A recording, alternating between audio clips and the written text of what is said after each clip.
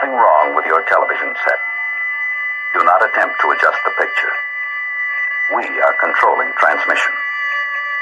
If we wish to make it louder, we will bring up the volume. If we wish to make it softer, we will tune it to a whisper. We will control the horizontal. We will control the vertical. We can roll the image, make it flutter. We can change the focus to a soft blur, or sharpen it to crystal clarity. For the next hour, sit quietly and we will control all that you see and hear. We repeat, there is nothing wrong with your television set. You are about to participate in a great adventure. You are about to experience the awe and mystery which reaches from the inner mind to 420.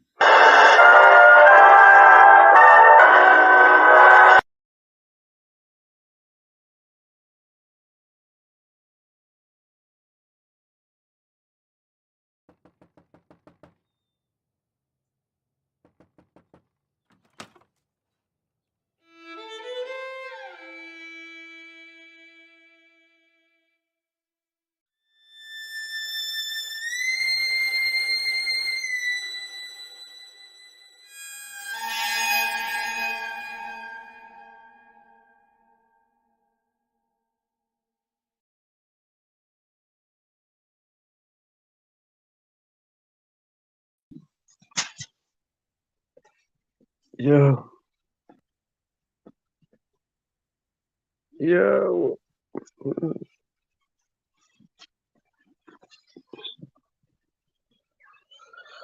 We're in this.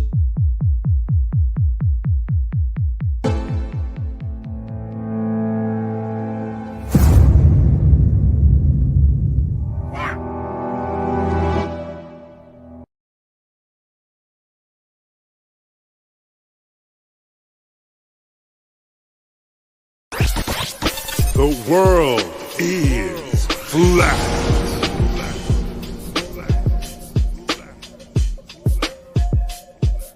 I'm here to ring the alarm with my puppet-like charm, straight from the barn. I'm talking about Flat Earth Farms, cause most don't know. They think we live on a globe, a ball that floats. So listen and take notes, and take it to a higher plane. Imagine yourself in all it contains, in all its glory, and Flat Earth Farms can take you there.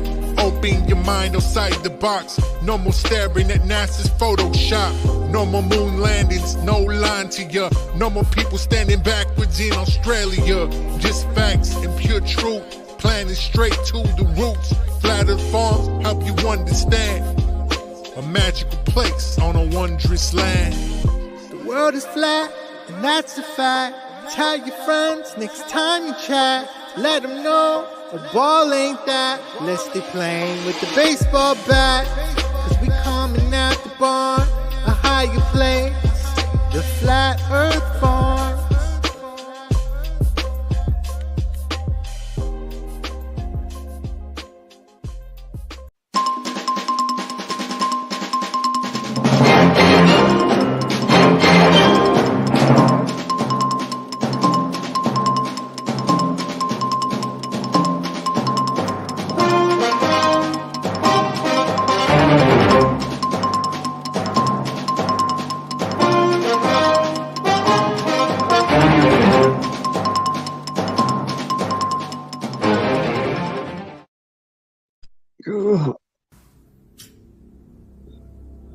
This.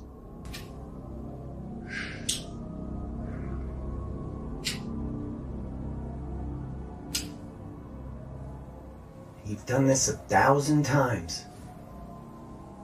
And the show must go on.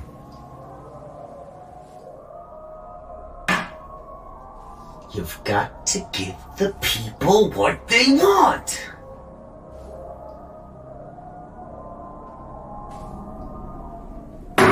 Piece of cake.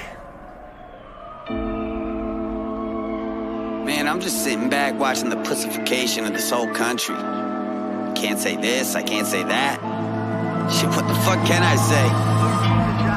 When did y'all become so fucking sensitive, man? Lighten up. I'm just here to entertain you. And if that triggers you, well, then you're a pussy.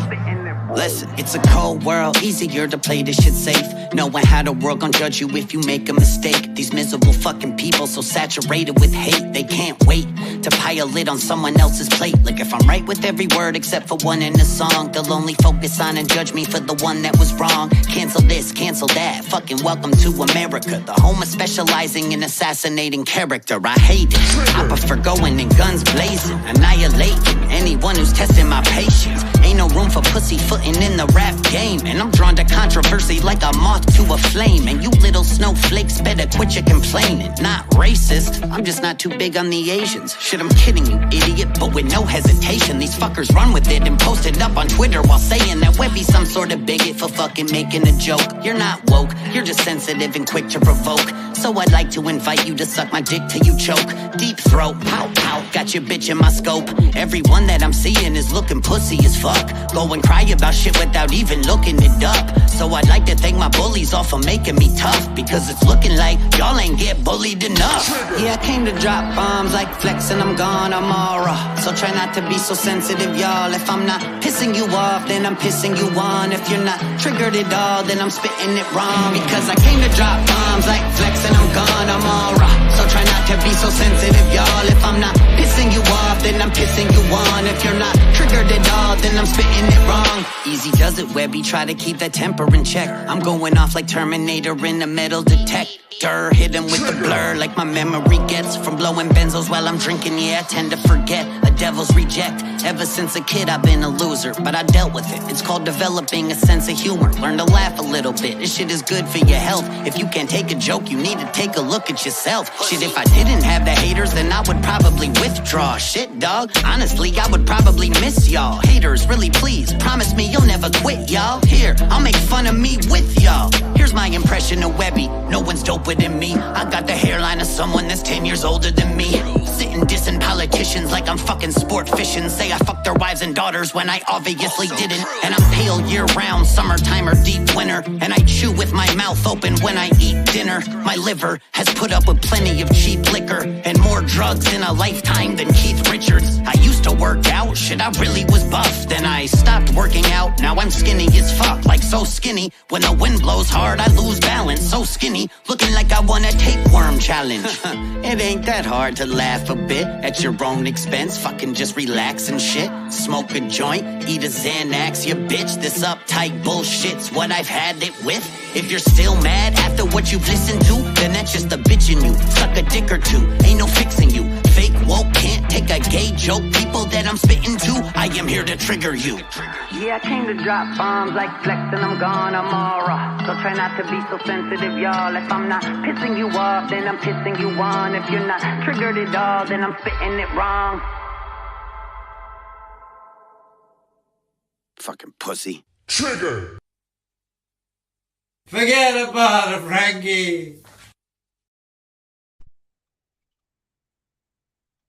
Yeah, we'll do one more.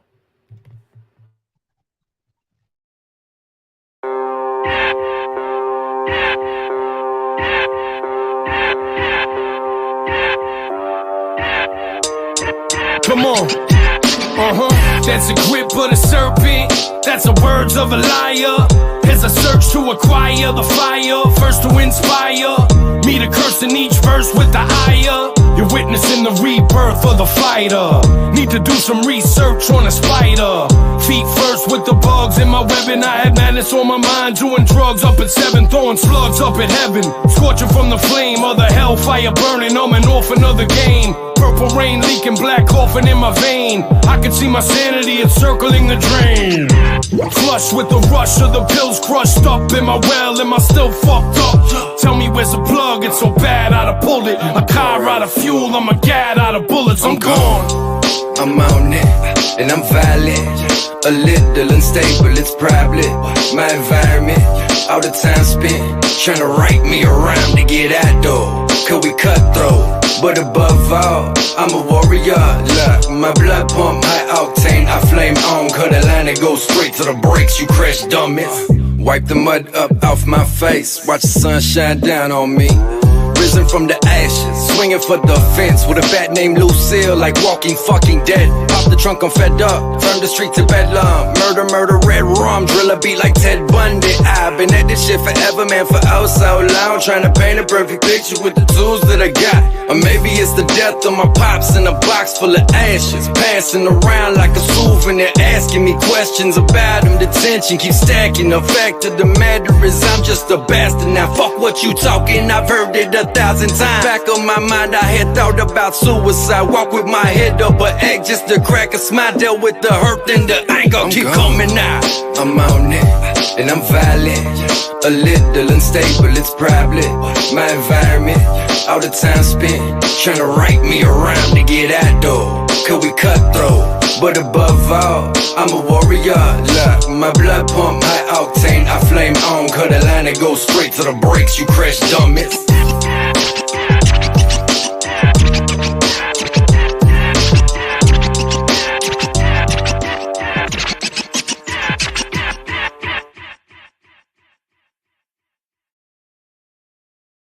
We're live. Woo! Who do we got here so far? Bearsworth, Kim Ray, Boston Ray, Late Night Live, and Bearsworth. Beautiful, wonderful, great. How you doing over there, Singe Man? Did he fall asleep during the intro? Is he frozen? I think he fell asleep. I honestly think the guy fell asleep. He was struggling to stay awake. What can I do? What can I do? Don't. Hold on. Let me see. This might wake him up. Let's see if this will work.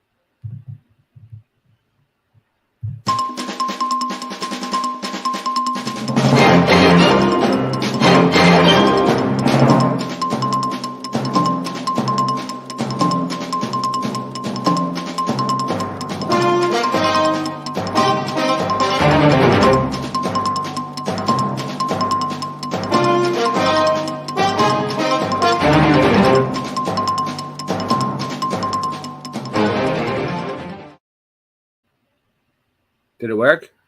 Nice. It woke you up. How you doing? Hey, what's happening? Great. Dude, the intro to this show is awesome. You watch closely. But anyways, what's going on? So what's been weighing on your mind lately? You see. Nothing. Well, you seem pretty concerned about this Euphrates River thing this all day. You know what I mean? Like, the Euphrates is drying up. And yes, and there's a weird sounds coming from it too. Weird sounds. Yeah, like a monster or something. Well, what's weird to you might be not what's weird to me. So describe what's weird. Like. Weird is just such a broad roaring adjective. Yeah, well, you have to hear it. Weird. Like, you know what's weird? Yes. Road. The word road. R-O-A-D. Road.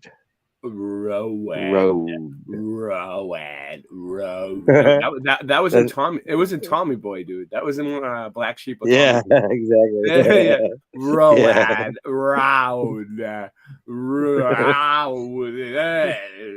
Yo, so anyway. Oh, yes. Hey, chat. Where's the chat doing here? Oops, we got Scott. All right, yeah, let's do the chat. All right. I'll do the chat. You get Bearsworth. Okay. You get your Bearsworth with that one. Dragon Sage. Mr. Anderson. It's like your money's worth, you know. Dragon Sage. Nightbot. Dragon Sage. Scott from Level Realm. Stu Mr. Anderson. What is Scott's logo? Kim Ray. What's Scott's avatar? Scott's avatar. You want to look at it? All right, let's zoom in on it. I never figured it out. It looks like a waterfall or some sort of frozen. No. What is it? It's waterfall. You're right. Water. Oh, so I was right the first time. All right, thank you. Thanks for confirming I was right and you were wrong. Yes, I'm wrong all the time. I'm just fucking with you. It's great to be wrong.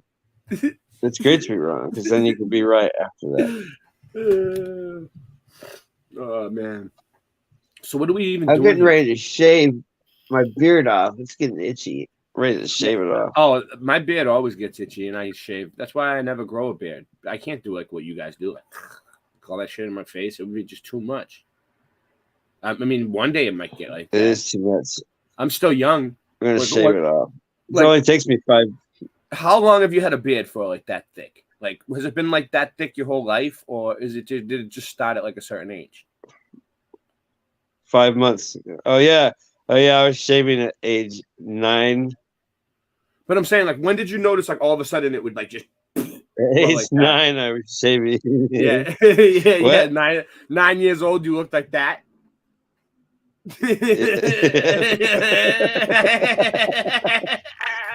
And here's what they called me. I'll show you the name. My nickname was. They used to call me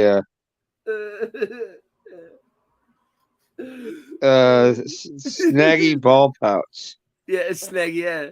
Yeah, yeah, it was. Snaggy Ball Pouch. So what did they call you, Snags for short? They go, hey Snaggy, everybody, Snaggy's here. Snaggy Ball Pouch, how you doing? Welcome to the show, Snaggy. There he is, Snaggy Ball Pouch. Welcome to the show. How's it going? So so this was your nickname since I think I got. So this was your nickname since high school. Since high school. Yeah, we had a band. Yeah, we called our band Snaggy Ball Pouch too. It's pretty good. So how many of you was there in the band? Was like a garage band? There was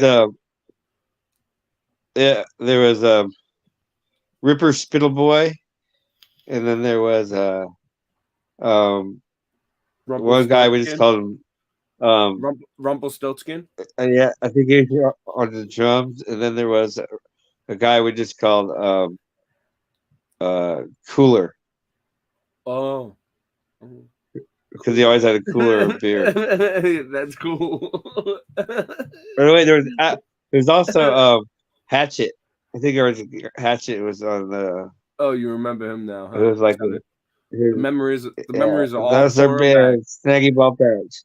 Snaggy Ball, Hatchet, Cooler, and then they called me Snaggy Ball Pouch from a very young age when I had my beer. At 9 years old, when you had a band like that, and you used to brush your teeth at like 9 years old, you'd stand up on a chair and look in the mirror, and you'd have like a beard.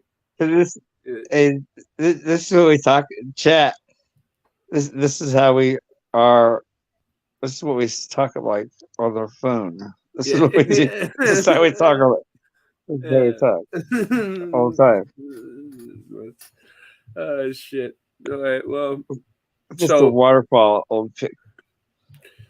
I don't know. He just chose a waterfall because he's a Mason. Scott Level Rum was a Mason, and his research is horrible. Scott, you're a Mason, and your research is horrible. Is that Is that what it says? Yeah, no. That's right. I'm lagging. Sorry. If it says it somewhere, then yeah. Let me see. Right? Why want to go to this thing? Yeah. There it is. All right, hold on. Give me a second. I'm bringing something up. Hey, Snags, Pearsworth. Yeah, the computer. Things are laggy tonight. Laggy. Just stop lagging me around, Lega. Why am I laggy? I'm laggy too. My computer's not usually this slow. I'm trying to bring something up.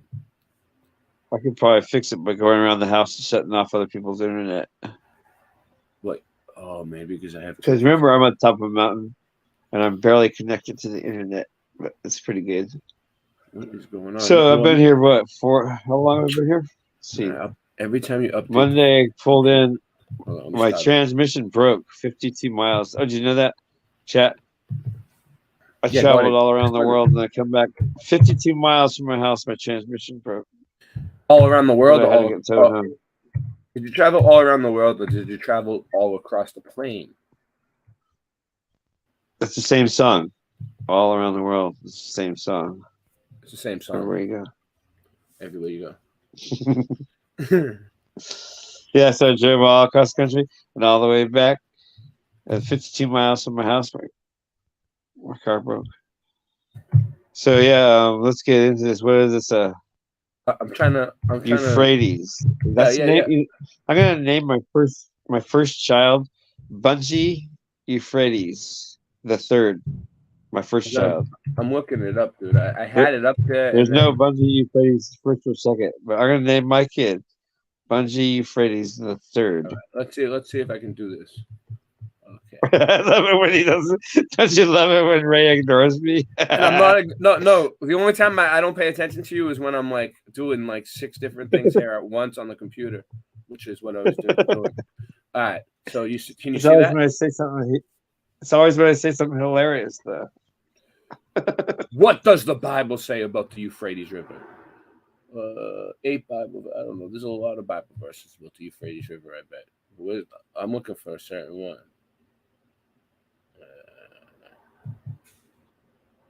Is the dried up Euphrates a prophetic sign? The American vision? I don't know if I trust the American vision. All right, let's see about this. This one looks all right.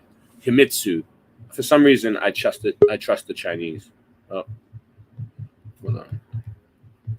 All right. Yo, Snaggy's in the house. There's Snaggy. All right, so there's a picture of the Euphrates River. Okay, in northeastern Syria, the Euphrates water level is so low that 5 million people risk being left without drinking water.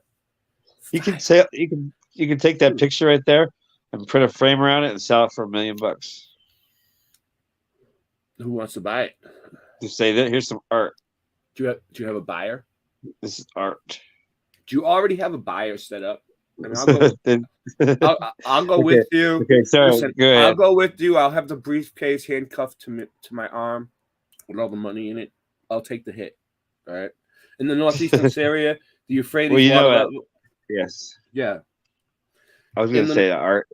In the northeastern Syria, the Euphrates water level is so low that 5 million people risk being left without drinking water. There was a time when the landing strip between the Tigris and Euphrates rivers. You like that? Yeah.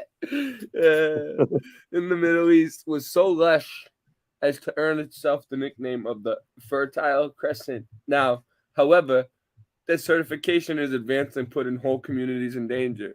Oh.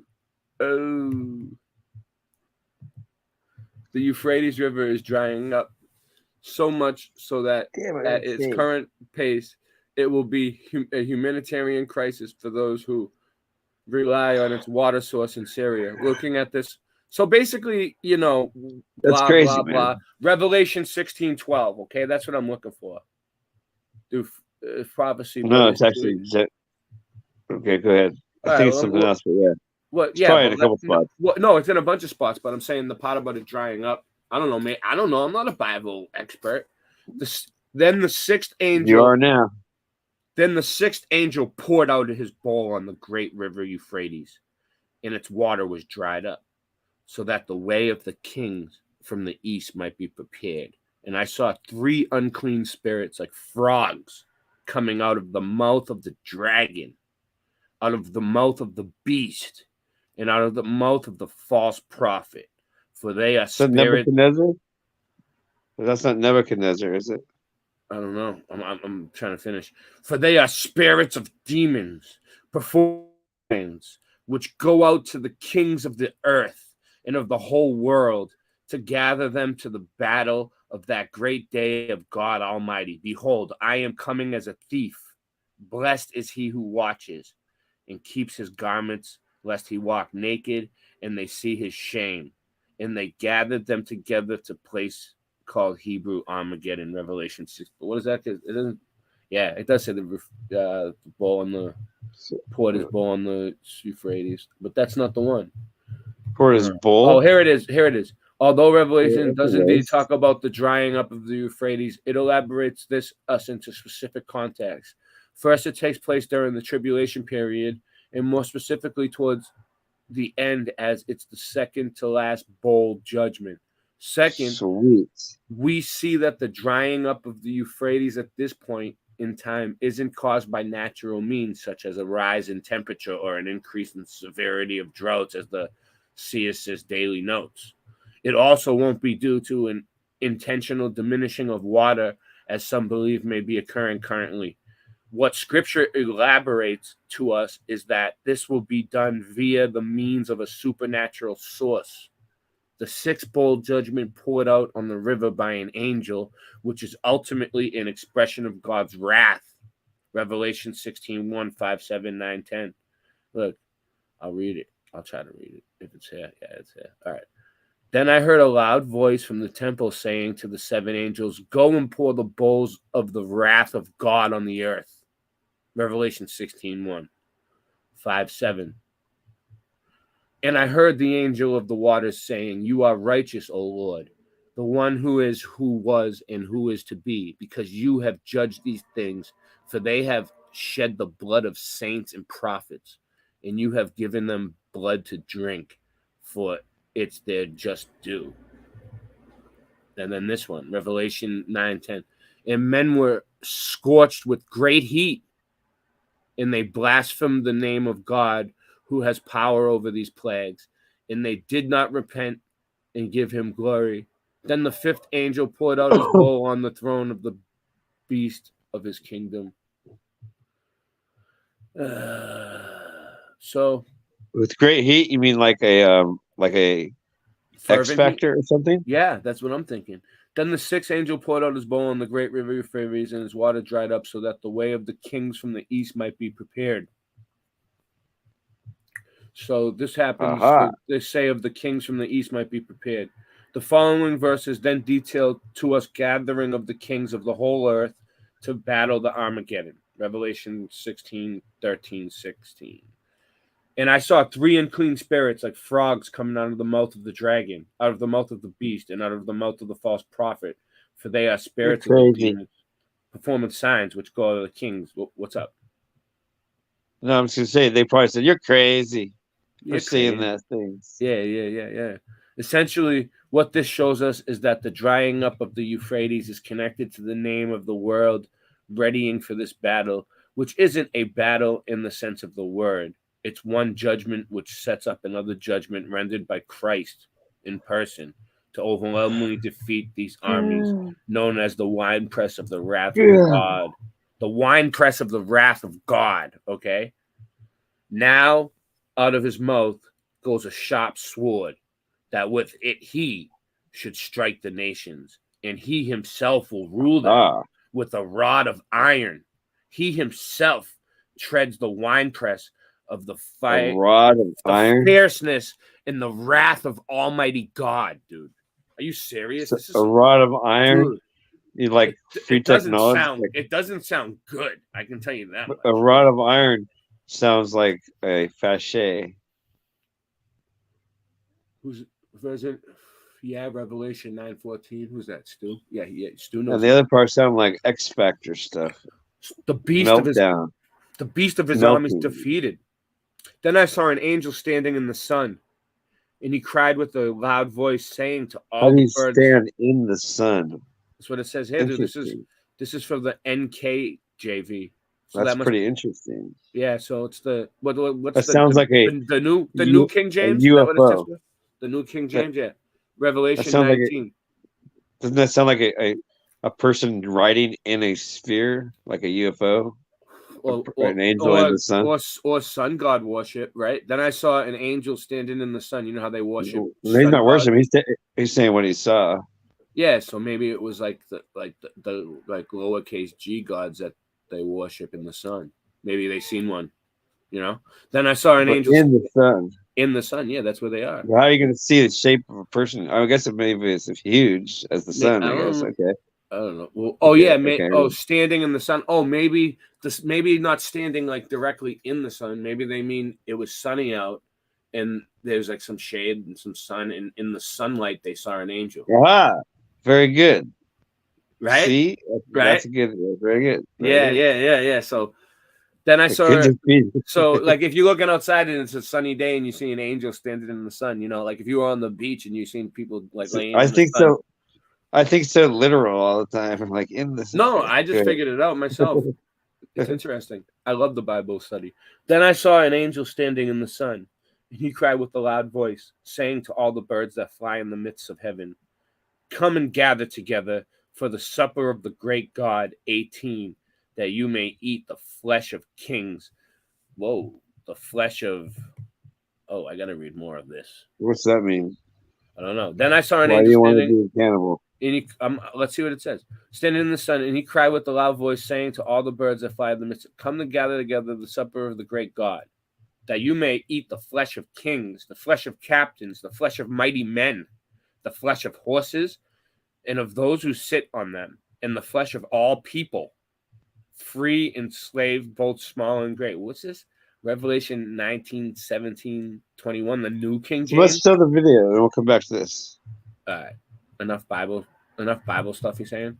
All right. Yeah, we can come back to it. The video, it'll make more sense now. You're saying the video that you sent. You're saying the video that you sent me. So the first one with that I sent you. All right, I'm gonna have to take a 2-minute. Do you want me to?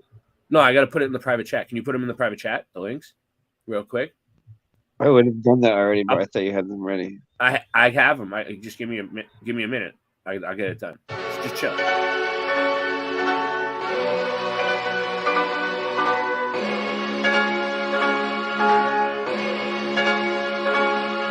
The plan might be too expensive. Over here getting new advances, while you over there doing dances. Show you how to move like a dance step. A simple nod of the head can get your man slept. Foreign whip with a foreign bit, bumping foreigner. Shooter got a bag for a body like the coroner. Told him follow my lead, I'm the forerunner. In New Orleans, but I sound like a northerner. We the truth like Sojourner. Been out the loop like 4 summers. Back in the booth doing more numbers. Taking out any oncomers. You were smart, you get a song from us, bitch.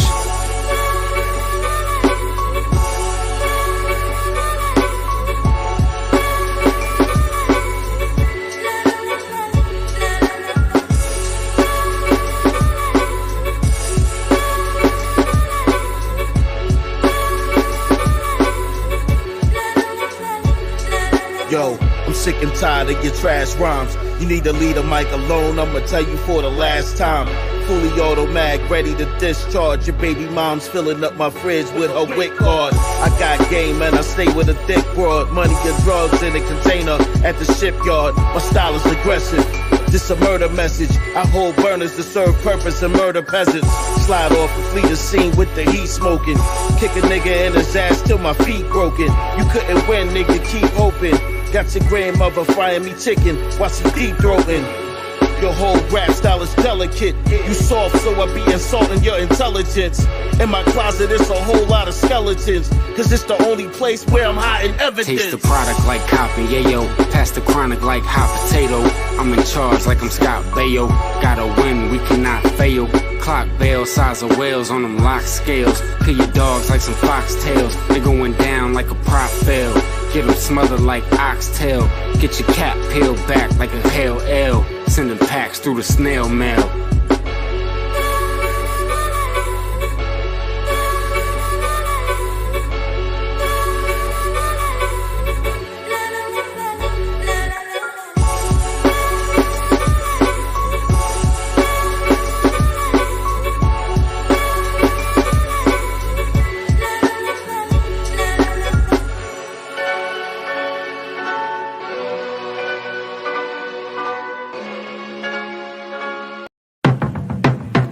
Stay chugging on a 40-ounce brain cells fry. Like a clam strip all day, get Stay chugging on a 40-ounce brain cells fry. Like a clam strip all day, get high. Never-ending story, fell course, stay fly. Mom's a math teacher, so I gotta multiply. Not a mathematician myself, so I ride in my 98 Altima parked outside. Hustling mixtapes and trying to get by. W-E-double-B, follow with a Y. Motherfucker, that's me, and I be so cool. To be on my level, you're gonna need a step stool. Always been a troublemaker, gotta break rules. Breaking every law until they kick me out of school.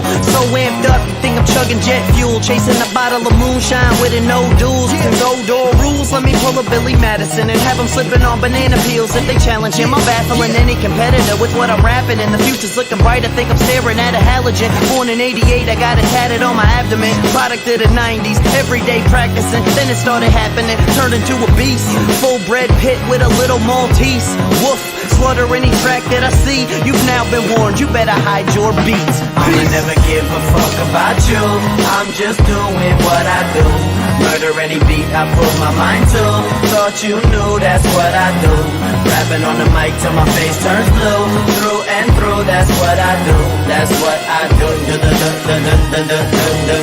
Yeah, that's what I do. Stop sleeping over there, man, pass the blunt. L ride around town and be back for lunch. Got a full plate of beats and some Captain Crunch. Mean on the mic, only lost a battle once. Everybody else murked them, cooked it up, served them. Pen in hand, I got the dexterity of a surgeon. Freestyle, burn them, written rhyme flawless. Like the names of every Ninja Turtle, I'm an artist. Bitch, nobody stopping what I'm saying. Lyrical display, gon' shock 'em like Raiden. Everyday raging, show me where the party's at. Where the bitches, where the broads, where the hotties at. Where the liquor, where the bud, where the molly at. Where the stage, I'm about to give the crowd a heart attack. Life short, so you know I gotta live it up. Brim low, Dutch rolled, I'ma never give a fuck. Never give a fuck about you. I'm just doing what I do. Murder any beat I put my mind to. Thought you knew that's what I do. Rapping on the mic till my face turns blue. Through and through, that's what I do. That's what I do.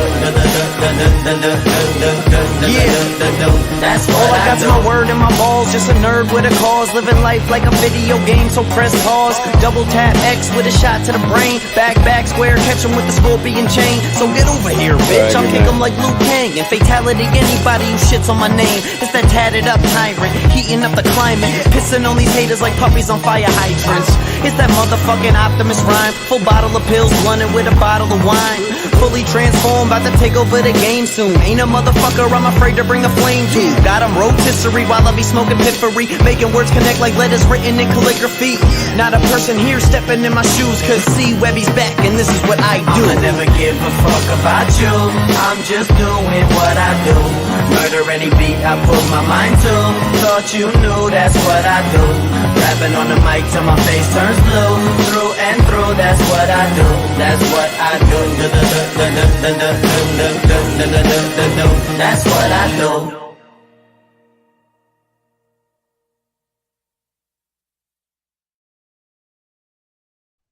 All right, so I got 3 videos that you sent. Well, 2 that you sent and 1 that I found, but I think 2 of them might even be the same video. So let's see. Tell me if these are the ones that you were talking about, if I got the right ones, or if I missed one. You ready? Play this one first. Which one?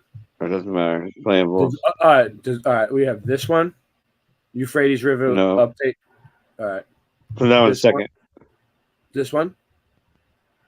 And... Tunnel appeared. And I have this one. No. Fuck. No, it's a different one, huh? I'll put it in chat. All right, put it in the private chat. I'll play these ones first, though, since they're already here. This is just play this one first.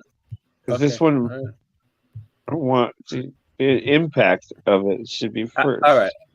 I'll play another. You want to play another? The artistic way. There it is. All right, you got it. That one. I never got. Oh yeah, my thing. This is the one I just seen, but I thought I had it. I don't know. I guess I had the wrong one. All right, let's do this. I mean, there's other ones, but I like the way he was talking. I like what this guy was talking. I've seen it, and I thought I copied it, and I must have copied the same one twice. I was doing it quick, dude. I was doing it quick. And then play the other ones, yeah. Then play the tunnel appeared one, yeah. And then the what's up, impact of it Morgan? will make What's up, more Independent Men sense. United? Yeah. It doesn't make any sense at all. Actually, it's crazy, but it'll make more sense the way I think. If you just watch this first one. Independent Men United. How you doing? Welcome. Hi, Independent Men. Yeah, I get it. I get it. I know the independents. All right, let's do this. Yeah, this guy. Hi guys, and welcome back to Prophecy Unfolding, where prophecy is truly unfolding. One of the topics in biblical curriculum that really intrigues me is the whole thing of the fallen angels, Genesis 6, the whole story. And a lot of it does come from Genesis 6, and then we have extra biblical, the likes of Enoch, which goes into some detail on exactly what happens, etc., around the fallen angels. It really is a topic that has kind of sparked my curiosity for the last 2 years. Now, somebody sent me a video which really, I'm not going to say that this is 100%, the cancer physically wasn't there. Sorry. But the Euphrates River, which most of us probably know about, has dried up somewhat, a huge amount. And this, they say, is what was recorded in some of the holes there. You could hear certain things. Now, I wanted you just to listen, be open-minded. Don't take this as gospel. I'm not telling you to do that. But it really just sparked my curiosity. And for me, this is all part of everything that's coming about. This is going to be a huge prophecy in terms of the end. We're going to see many things like this starting to happen. Remember, I'm not saying this is gospel, but it really sparked my curiosity. Have a look and a listen. It's only a short video. Have a listen to it and tell me what you think. Drop a comment below and tell me exactly what you think of this. And guys, if it's your first time here, you're very welcome. Remember, you know what you have to do if you want to become part of the family. I'd be more than welcome to have you here. Have a listen to this and watch this, guys, and I'll see you on the other side.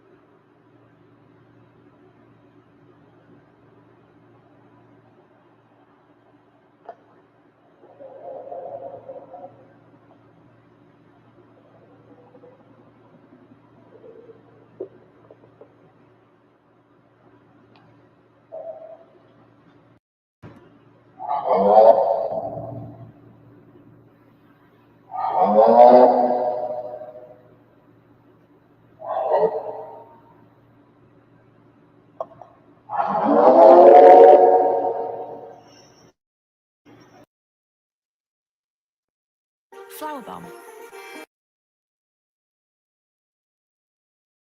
Welcome.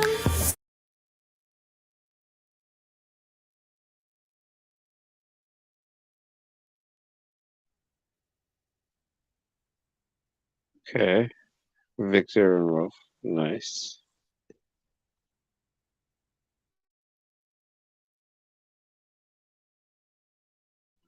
So what do you think?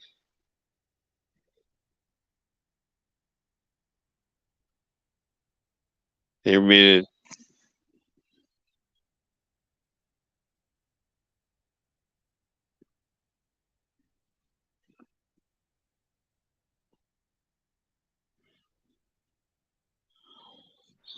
Can you hear me?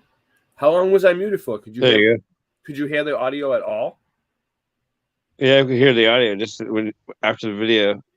You're muted. Oh, and muted it right in time for the commercial. You saying? You muted after, yeah. After the commercial, yeah. It just fell out. Well, there it goes. Look how loud I sound now. Can you hear the difference? Whoa. Now you're loud, yes. Yeah. Why is my microphone do that? You think it's broken? You think it's my microphone, or you think it's the internet? What do you think? That's pretty weird sounds, huh? Some crazy fucking sounds, man. So that's coming from underneath the dried up Euphrates. That's some evil sounding shit. I almost want to play it again. You want to hear it again? Let's watch it again. But just for that part, yeah. They have other videos all over the. I know. But this is amazing. This is an amazing find, and this is definitely 100%, legit because it's a TikTok video. So Hey, what's up, Samoan? Well, yeah, no, we know it's legit, but yeah. No, it's 100% legit. And you know what else? Oh, it's a legit video. We don't know that it sounds real, but it's a lot of people are saying it. So it's action. We don't.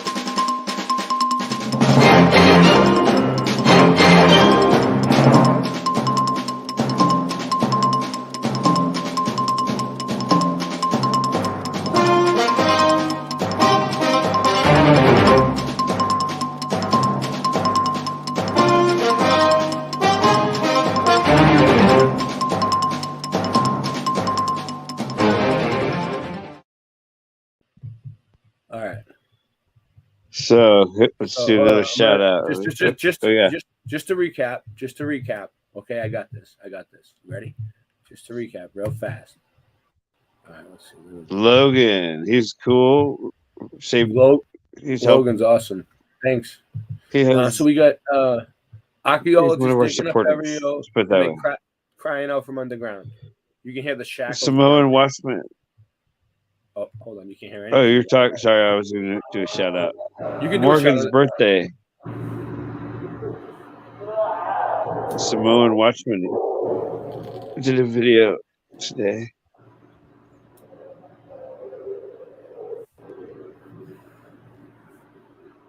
Stu Anderson. Logan Rothroth. Morgan. Since man knows. What do I know?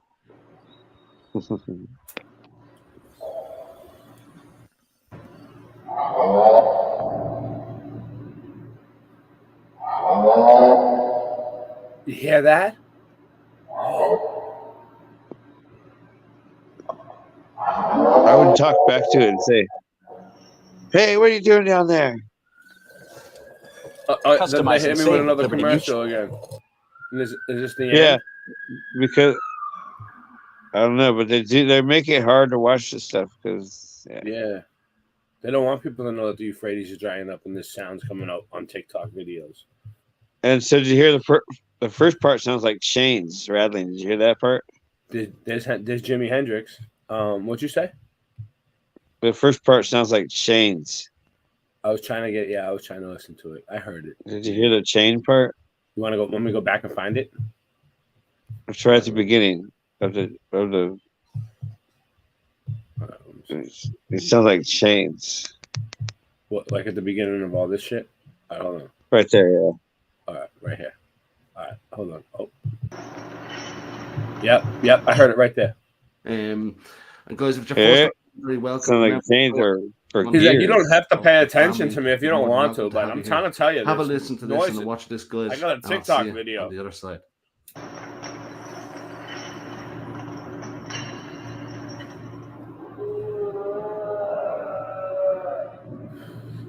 Crazy, huh? Okay, now, so the next video, and you'll be like, wait, what? We got mud flood proof coming up right now. Because it's flooded underneath the river, and there's stairs and tunnels underneath. And there's obviously monsters with chains down there, too. And monsters with chains. I mean, it's getting kind of obvious at this point. Wow.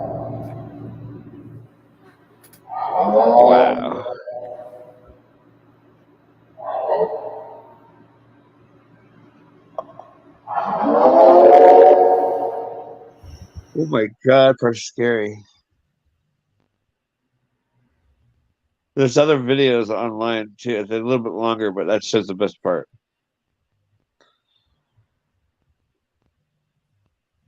So go check them out if you want to trip out on those sounds. And that, you know what that reminds me of is the sounds that people hear around the world, like Samoan Watchman has heard sounds like explosions or. I don't know what order do you want me to play these in? Like, is there the one with that one? Wait, the one that says the tunnel appearing. I think that was it. What's it called? Yeah, mysterious tunnel appeared. Okay. Yeah, that one. Okay, and then after that, you do what you want.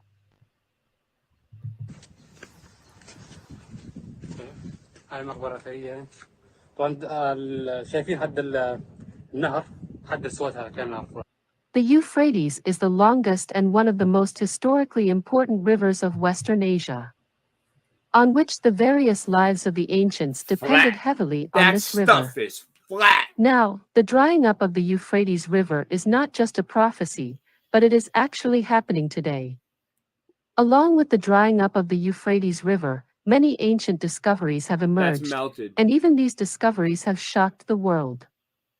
Recently, a video showed a man showing a drop in the water level of the Euphrates River which fell drastically.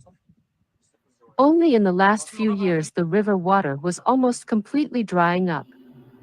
In addition, the man also showed an ancient tunnel that leads to the underground with a very perfect building structure, and even has stairs that are neatly arranged and are still intact to this day. Did you hear that? She said he found a tunnel with a perfect building structure that even has stairs that are still attached today. Yeah, they're all What melty is and stuff. surprising is who built all of this. It was a building. Some say that this is a relic of ancient people that is still preserved today.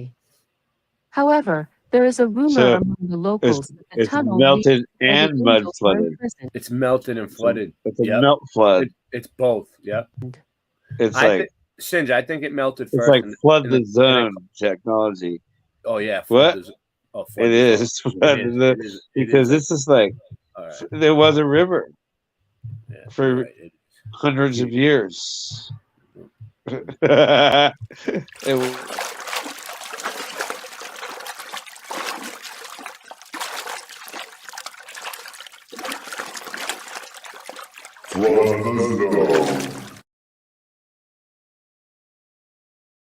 There you go. I like them apples. Nice. Thank you very much. Thank you. That's pretty cool how you thought of that. And I was right on it. You see how quick I'm getting? I'm getting too good for you people. That's what I'm saying. Yeah, I like that. Where were we? Oh, right here. Now I'm right back to where I was. You like that? You see how good I am? Whoa. As mentioned in the Bible, to be precise, in Revelation 9 Very verse good. 14, saying to the sixth angel which had the trumpet, loose the 4 angels which are bound in the great river Euphrates. Look at this ancient tunnel, it looks really scary. In my opinion, there must be something terrible still hidden under it. How about you guys? Please leave your opinion in the comments. Why is it going to be something terrible under there? What? It's known that there's something terrible under there. I know.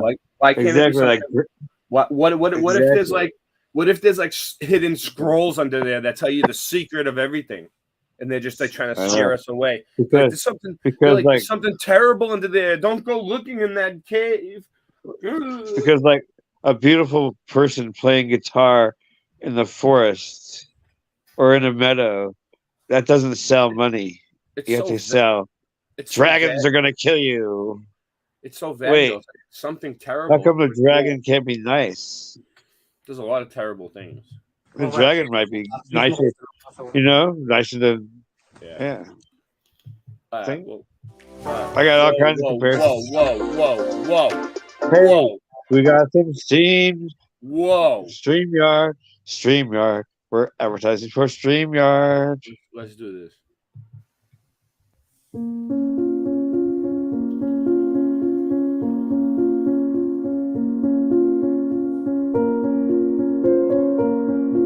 So you can see it's drying up. I mean, see, my videos were short, huh? Right? Okay. Yeah, this one's short too. Only like a minute long. It's just showing you that it's drying up. I mean, it's obvious. And it's drying up fast because it's been hundreds of years. And just in the past 4 years or something like that.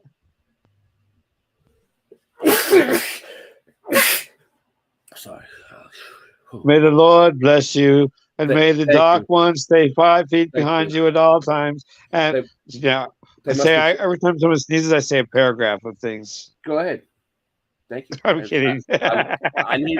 Could you imagine that? Every time someone sneezes, you repeat a whole paragraph. a paragraph of blessings.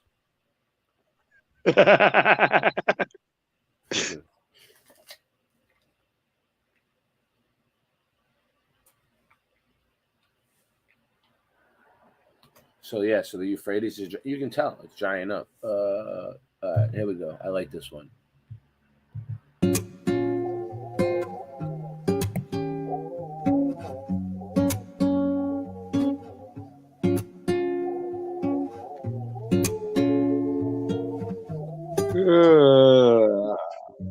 Sorry. I've been growing up ever so slightly. Took a little time, it's fine, just don't mind me. Off on a wave, ain't no way y'all find me. Kid in my heart ever since mid-90s. Smoking at the minivan, chilling with the homies. Bumping the playlist they now call oldies. Reach for the memories, hold on closely. Ain't no turning back the time on that rollie. Past is the past and we can't change history. The future's unknown, can't dwell on the mystery. Cherish what you got right now, cause this is it. That's why they call the present, cause it's a gift. But it is what it is, no time for the worries. Through the rain, shine, the highs and the flurries. Grown with it while the timeline get blurry. But I'm in no hurry, yeah. I don't wanna grow up too fast, but I don't wanna waste my time. And since I don't wanna change my ways, I don't know, but I'll be fine.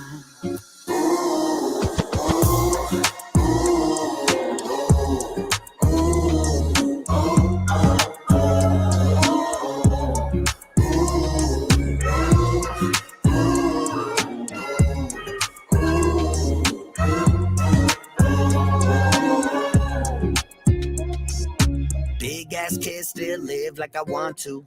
Always take it how it comes impromptu. Never follow rules, I ain't listening to Zazu. Call me immature, the sure I won't stop you. Cause there's truth to that fact, I know that. Remain self-aware of where my growth is.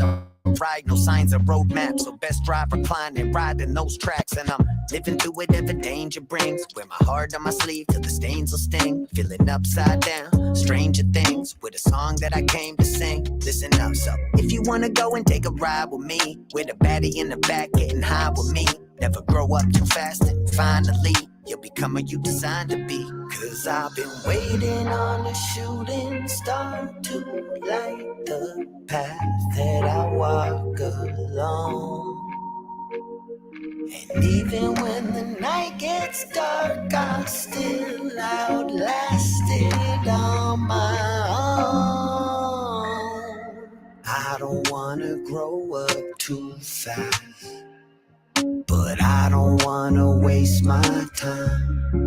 And since I don't wanna change my ways, I don't know, but I'll be fine.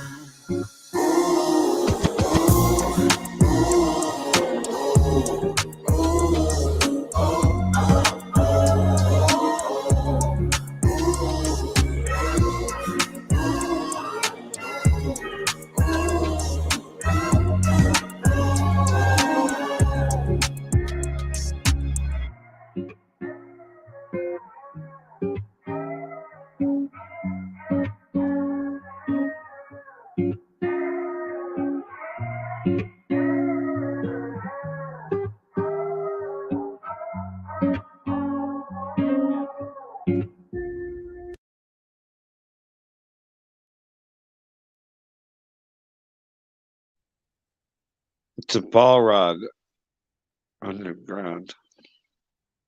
That's a good one. Yeah, people hear noises all around the world. Strange. That's pretty strange noise. That reminds me of the Kola borehole. 17 people here all of a sudden. The 8 Mile Kola borehole. Oops. What happened? All right, let's give a shout out. Let's see who's here. Simone Watchman. What's up, man? I saw you streaming earlier. I posted your stream. Mr. Stu, Mr. Anderson. Morgan. I never post. Morgan's birthday. I never post your streams. Happy birthday. Oh, it's your birthday. Again. I'll post your streams. Morgan, I'll post your streams. Stu, Mr. Anderson. Happy birthday, Morgan. What are you, 27 now? Morgan, what are you, 20? What are you, 27 now? All right. So, I'm 32. I get to be 33 next year. Nice. There's my Nightbot. I didn't know Nightbot had a logo. Yeah. Sorry. I'm gonna steal the Nightbot logo.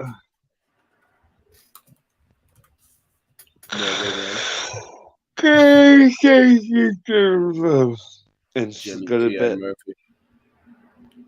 Oh my God! No. Logan Rothschilds. Kim Ray. Kim Ray.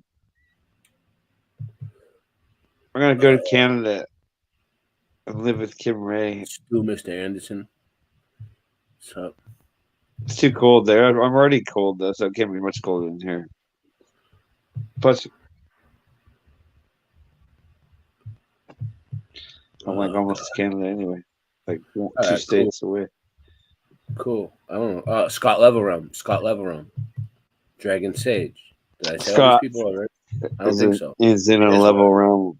Dragon is a sage. Some dragons are good. See? Yeah. Not all scary. Oh, Smurf. What's up, Smurf? How you doing? I have a book that shows me how to draw dragons, and it always makes the dragons out as evil. I have kill people. I have another video I want to play. Give me a second, and then after that, I'm going to listen to that video. We'll let people on.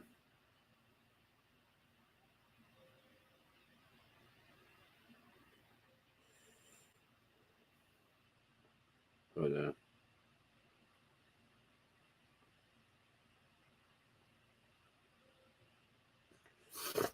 all right, so we what was that? Hold on, just give me. I'll play a song and I'll get the link ready. Sorry guys, I'm just like making you guys stare at me to do the work.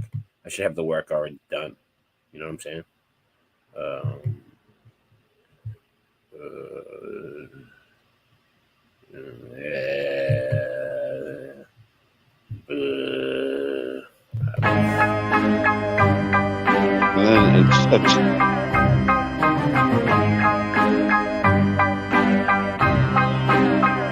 I'm starting to see clearer than I ever have. Bipolar, tell me which one is my better half. Eyes colder cause I slipped up on my better path. My shoulders are so chipped I almost never laugh. You can hear my revving wrath sounding like the engine of a 747 crash. Back out the trash, I was never more as ready as. Now I'm feeling sharper than a heavy ass machete slash. Give me lip, cut your head in half, you won't get it back. Had some dead weight on my back, I got rid of that. Got my head straight and left the flask in my lidded past. And I ain't bitter or a quitter, but consider that I lost a few rings. I'm trying to do things to get it back. Cause life is in all roses and daffodils, especially when you rose from the bullet holes and smashed up pills. Made it out alive, but pissed away a $500,000. Trying to keep a smile, I'm having a hard time laughing still. Keep this smile while they keep looking down on me. Knocked down, I get up, this is how to be. Knocked down, I get up, this is how to be.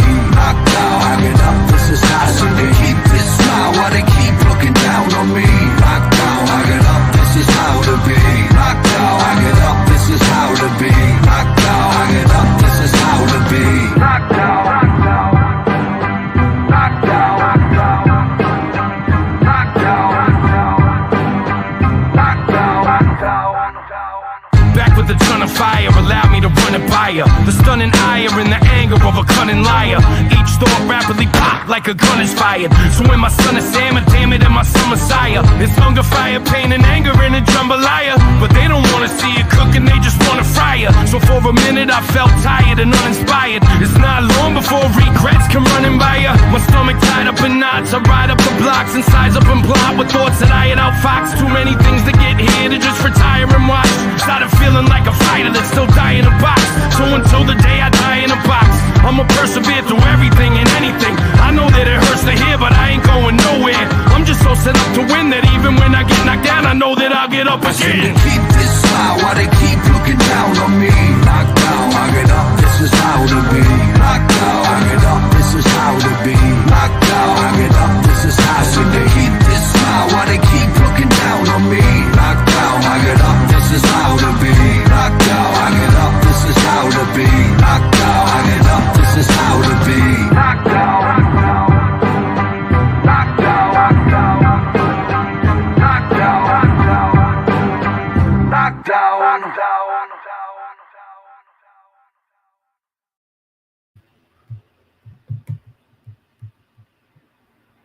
Oh, Cindy Man's gone. All right, well, there's two of me here. All right. Maybe he'll come back. I'll put the link for that group. All right, shoot me a second.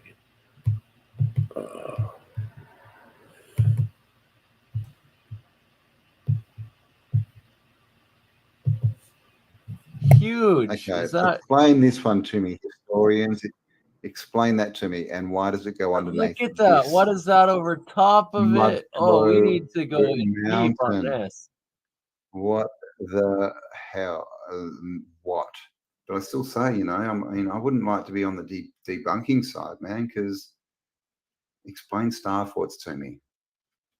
Explain the print of a star fort under a field in the yellow-blue country and the same exact shape being in Africa, half broken and being in perfect condition in the Americas. Explain that to me. It's impossible.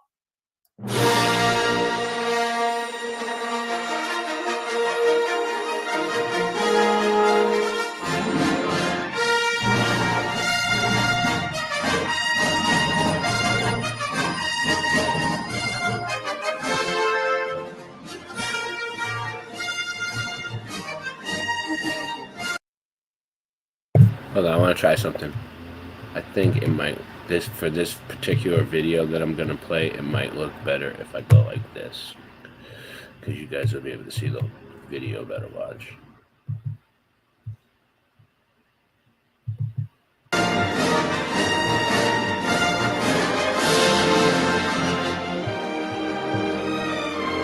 Start it over. Huge. Okay, is that... explain this one to me, historians. Explain that to me, and why does it go underneath? Look at that. What is that over top of it? Oh, we need to go deep on this. What the hell? What?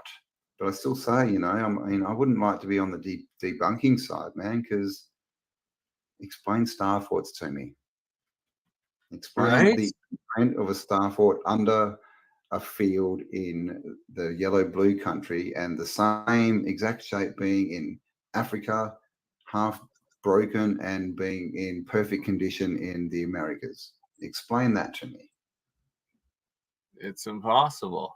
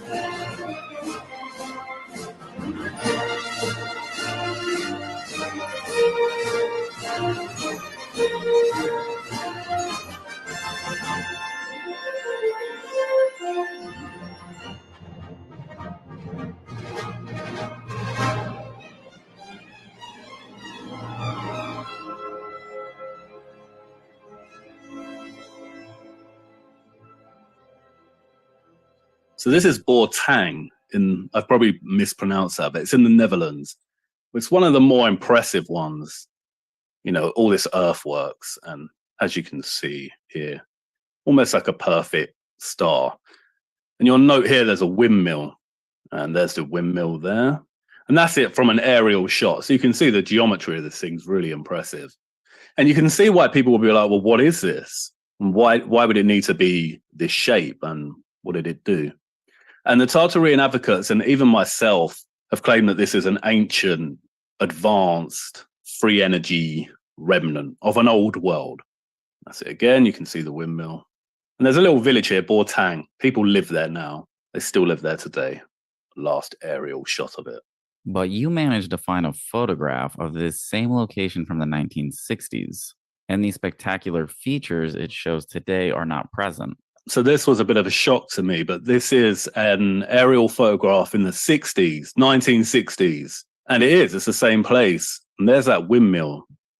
And you can see the outline here of that star formation, but it's completely different. And that's because the original star fort geometry and earthwork was constructed centuries ago. And then it was just fell into ruin and they changed the landscape and, you know, carried on with life. But in the 1970s, 1977, I think to be precise, they started a restoration project. So that's just over 40 years ago. And this is in the 60s, a map. This is what it looks like, this area, Bortang. And today, you can see they've changed it. And that means there would still be people alive today who remembered this restoration project. These are just some shots from the 60s that I found of what the area looked like before restoration or reconstruction, if you like, of the star fort. Nothing special, pretty standard, right? So I wanted to find some photographs of this reconstruction because I couldn't believe it. And I did a lot of Google image searches, and I really struggled. I might have found one or two very small thumbnails. And the lengths I had to go to find these photographs, it took me ages. I had to go onto the Dutch archive, so it's not in English, and look through. So, Bortang, do a search for that. 400 results. But what they do, they don't show you any thumbnails. So I had to actually go through and click each one and look at it and to find these photographs, which I found. So let's go through them. This is another aerial shot. They're starting to restore this. And when you look at these lines here, just to compare it, here that they're very rounded, the lines in the 60s shot. But here they're getting that sharpness back because they're doing earthworks. And it's just some close-ups. Again, you can see the windmill of just what the earthworks look like. So these embankments are just slopes, and it's all being squared off and neatly arranged. And the one thing to note about these images is that you'll notice it's very quiet construction scene. You see a few excavators, JCBs or whatever. There's not loads and loads of people because they didn't need it in the late 1970s and 1980s. It's not a big project. And it must have been a bit of a weird time actually to live here. With all this earthwork going on, all the vegetation just ripped up. There's that windmill again, mud everywhere.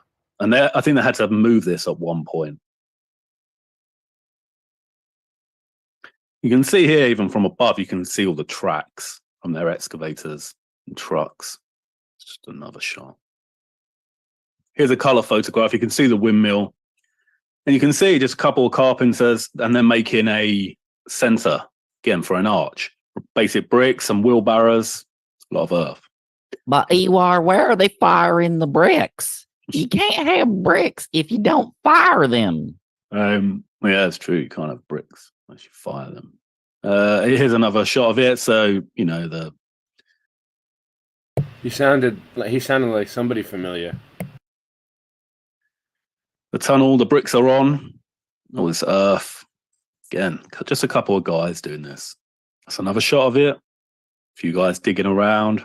Excavator, earth mover there. You can see the windmill.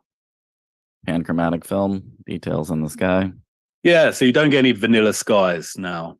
And we've got cars. So it confirms that it's, late 70s. It's another shot of it. The windmill you can see here. Land shaping. All this grading. There it is again. You got your windmill. A lot of mud. And you'll notice as well as we go along, these little trees, they're planting trees. Because obviously they've dug everything up to restore its former geometry. Little culverts. So another shot of that culvert there. So there'll be a tunnel through one of these embankments. And again, you can see it's all taking form. It's another color shot. And you can see in the distance, a couple of these earth movers, a couple of guys. It's not a busy construction site. With these modern earth movers, it probably wouldn't take that long. And again, a lot of little trees because they're planting. Little trees. Again, not a busy site, but a few guys there digging and moving the earth. couple of trucks. Little trees. And that's what it looks like today. So you can see here in this photograph, you can see all the trees, how they've grown and what they've done. Don't know about you, Wooden, but does this look like an old world, ancient site? It's lovely, it's quaint, but it's not that special, you know? It's gorgeous. It's pleasant just looking at the photos and kind of imagining what it'd be like to wake up there in the morning and maybe go for a nice little jog. Yeah, walk the dog. And this is the early 80s. It's pretty much done. You can see the trees are growing. So it didn't take long. But again, it wasn't a full-on project, but a slow one because people live there. You know, you can't just turn everything into a construction site. And that's it today. So you can see actually this body of water here is not actually there yet. They continue to work on it and kept slowly chipping away at this project until the 90s. So why are star forts all over the world? And what were they? Were they actually forts designed for military purposes, or were they cymatic free energy generators or healing centers? And I used to think they had something to do with energy. But then, you know, you discover ones like Bortang that are modern constructions, and you start looking into them a lot more. And you realize that there is actually an abundance of evidence that they were used for military purposes. So I'm going to have to keep this basic, and we'll have to go back to the Middle Ages, to the medieval castle for this to make sense. In the Middle Ages, with the medieval castles, they were always constructed high up on hills at vantage points. And, you know, they emphasize high walls. And that's primarily because the main weapon was the bow and arrow. And these were tremendously hard to lay siege to.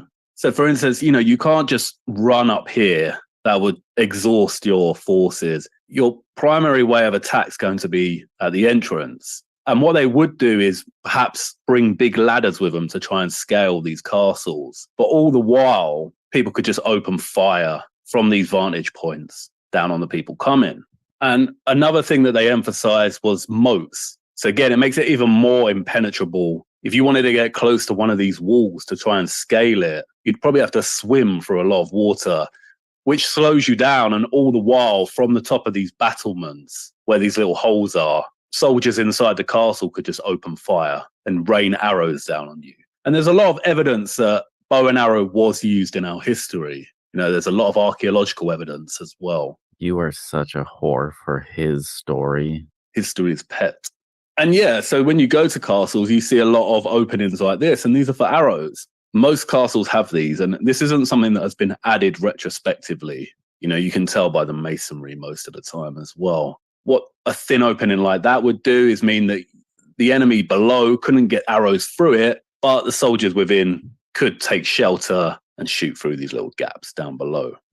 But then you get the cannon, the invention of the cannon. And what the cannon does, it renders the castle and the arrows in a way obsolete. A bit like DVDs would render VHS obsolete. And it's good to remember that everything moves slower back then. And that includes warfare. Men had to journey by, you know, boat, on horse, on foot, and carry all their equipment with them. So it wasn't like playing Call of Duty with machine guns and it all moving quickly. It was more like playing chess, you know, slow and calculated, slowly chipping away at your enemy. And sieges would last years.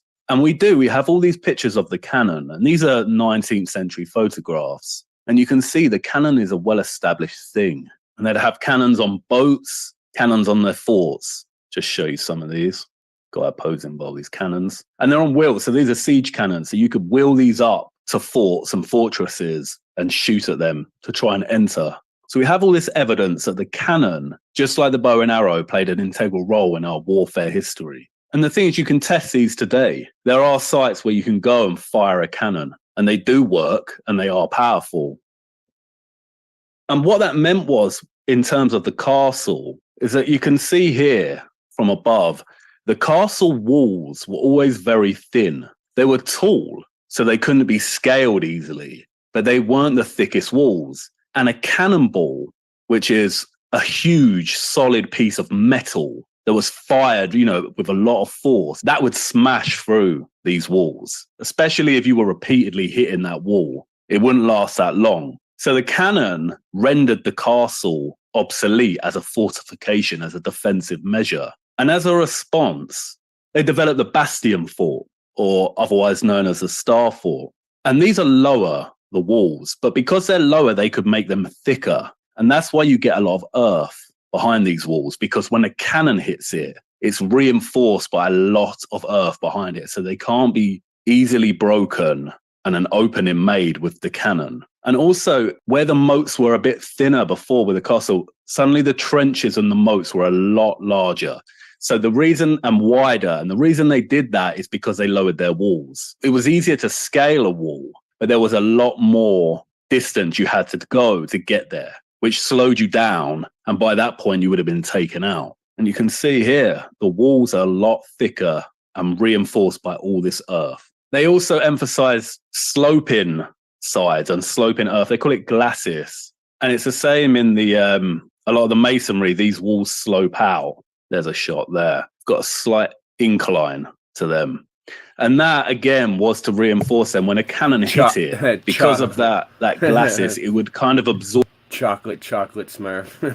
I like it. Absorb the shock more and deflect it. And here you can see the walls are reinforced by earth behind. So if boats, like we showed those 19th century photographs, if boats came along with cannons, they're not going to be able to destroy these walls as easily. And you can see here the evolution from those little slits and battlements where they would fire their arrows. We've now got cannon holes. So the soldiers within would have cannons here all around, protecting from Navy ships that are coming to attack. Paul Cook, in his 5-minute introduction to star forts, states that cannons weren't invented until the 13th century. But then he uses Bahrain Fort, this one, which clearly has that bastion star fort pattern. And he looks at Wikipedia and he says, because this fort dates back to 2000 BC and the cannonball wasn't invented until the 13th century, they must be lying, and that these bastion forts were not invented and developed in response to the cannon. But when you look into the history of Bahrain forts, you realize that, yes, it's correct. It's been a fort since around 2000 BC, but it's gone through multiple iterations. And in the 16th century, the Portuguese took over and it became an important military installation, and it gained its currently identifiable shape. So the Portuguese upgraded Bahrain Fort into the bastion fort we see today, or a lot of it. And that's evidence that military forts change according to the development of military technology, but the sites and their location, they remain, because they remain key locations for defense. Are there any illustrations of what it would have looked like before the modifications occurred? I'm sure there are. There's a lot of archaeological digs, because a lot of it's been, they destroyed a lot of it and reused the masonry. So there's a lot of foundations that they've dug up over the years. It's quite an interesting. So I think it's quite an important one for archaeologists. Another way that the cannonball especially rendered the castle obsolete is in its rounded turrets. So you'll notice with the castles, they're always rounded like this, a bit like this. But this naturally created a weak spot or a blind spot. So if an enemy could get here and stick close to the wall, none of the soldiers up on the fortification could actually shoot him, because you can't get an arrow or a cannonball round a curve. So these were blind spots. And the bastion upgraded to get rid of those blind spots. So they call them dead zones or blind spots. So if you're standing here and you wanted to shoot them, it's either going to miss or hit, because it's curved. It creates a blind spot. And then what that means is the enemy down here can slowly chip away at the fortification and break an entry. The bastion fort changed this. So these are called bastions, these triangular points. And you can see here, if there's a person that's gone there to the blind spot, well, suddenly he's not protected anymore, because if there's someone standing here, they can shoot and hit him. And even if there's someone standing here, they can shoot and hit him. So these no longer offered enemy protection to run up to a turret and try and hide and take out the masonry and make an entry. They were always exposed. And that's what that point did.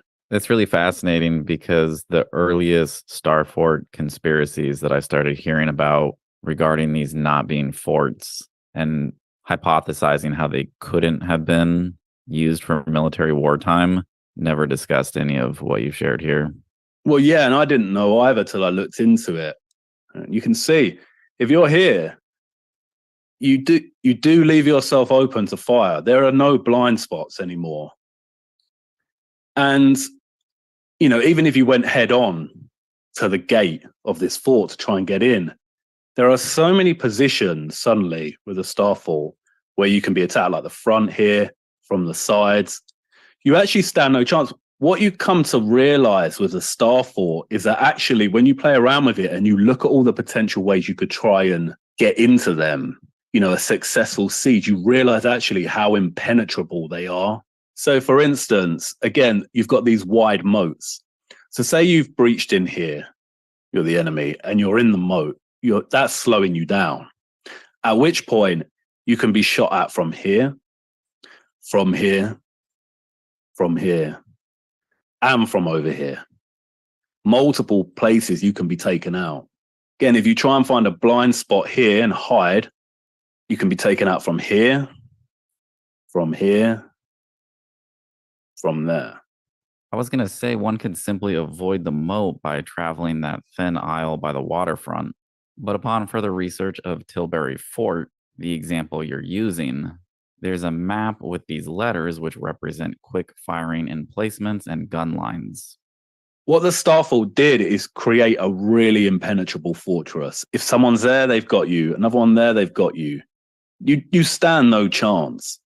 And that really was the point of them. That's why they were satisfied with making the walls lower as well, because to even get close to these walls, to try and scale them would be a feat, you know? And this is all done by the cannon, and the cannon can only shoot in straight lines, and you're wheeling your cannons up. But all the while, all these men up here, all the cannons up here, cannons within the walls, it really would be, you wouldn't last long. Then the mystery, I feel like, for the Tartarian advocates would be, why are they all over the world? How did they all know to build this way? If suddenly you have, you know, one country or state that's upgraded its military, that's using the cannon and have got these new forts, no one else is going to stand a chance. So they either have to upgrade, which means build bastion forts, or they would probably be invaded, you know, taken over, and then the occupier would build bastion forts to then protect their new land. So that's why they're everywhere.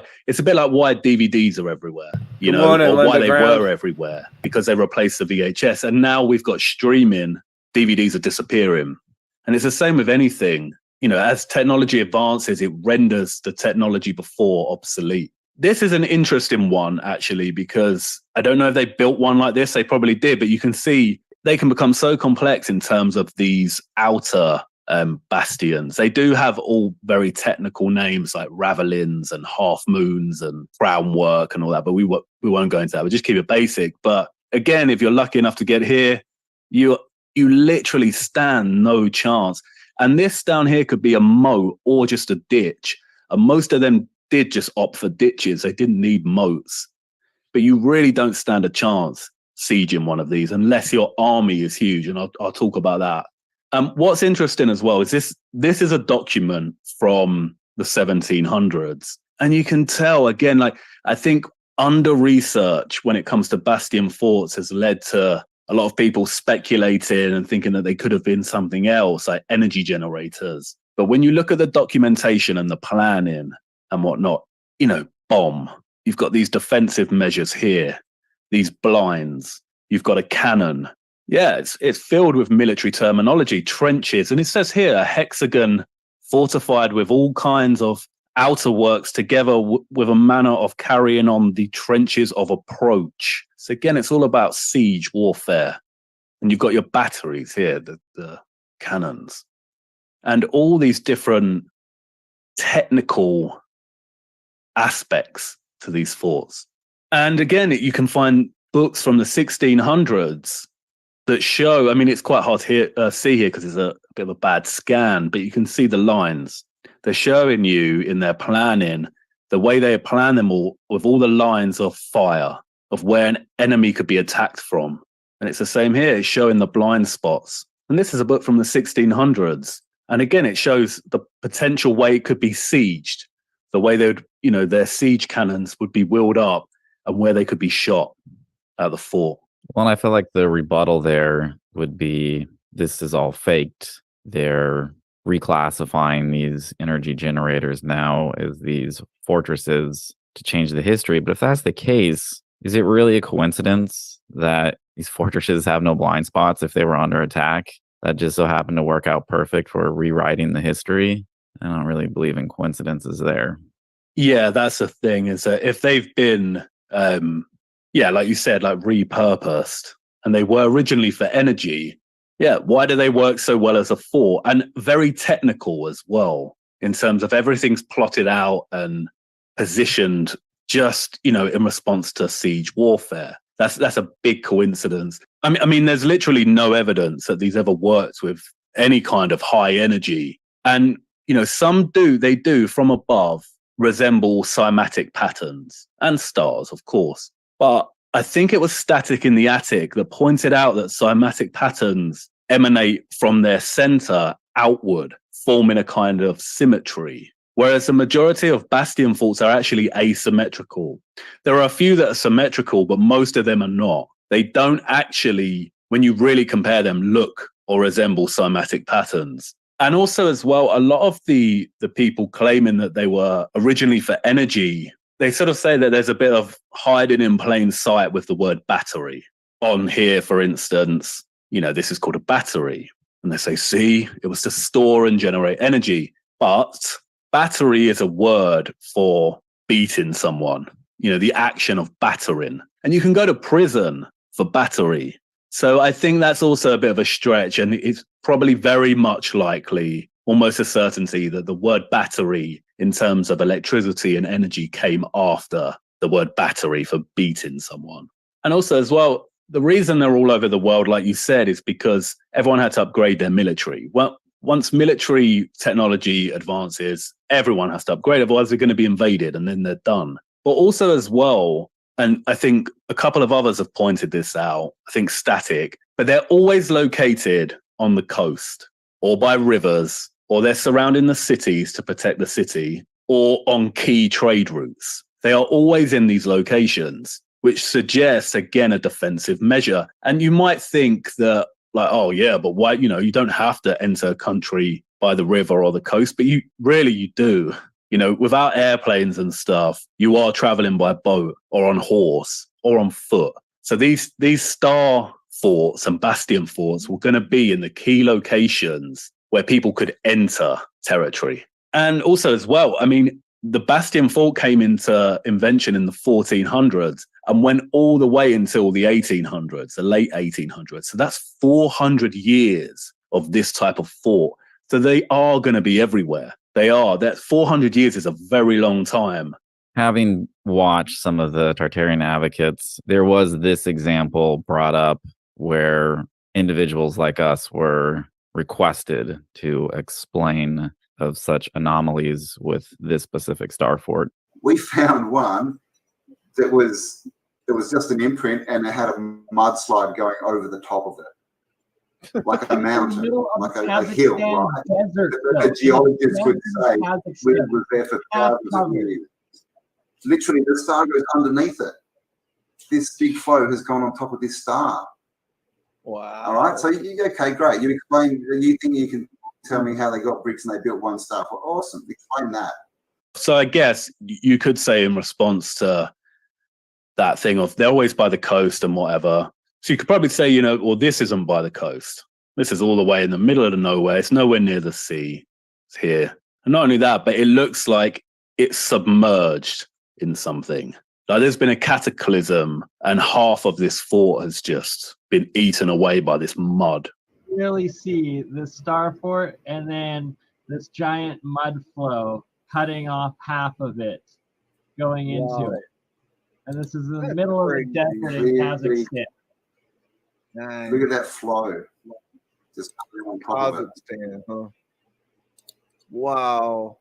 But this is really where looking on Google Earth, and it's fun, and that's a good thing to do. It's fun, it's enjoyable. But it's an example where looking on Google Earth isn't enough, and it needs to be supplemented with research. So if you click on everything, you get the name of the fort, Novo Alexandrovsky Fort.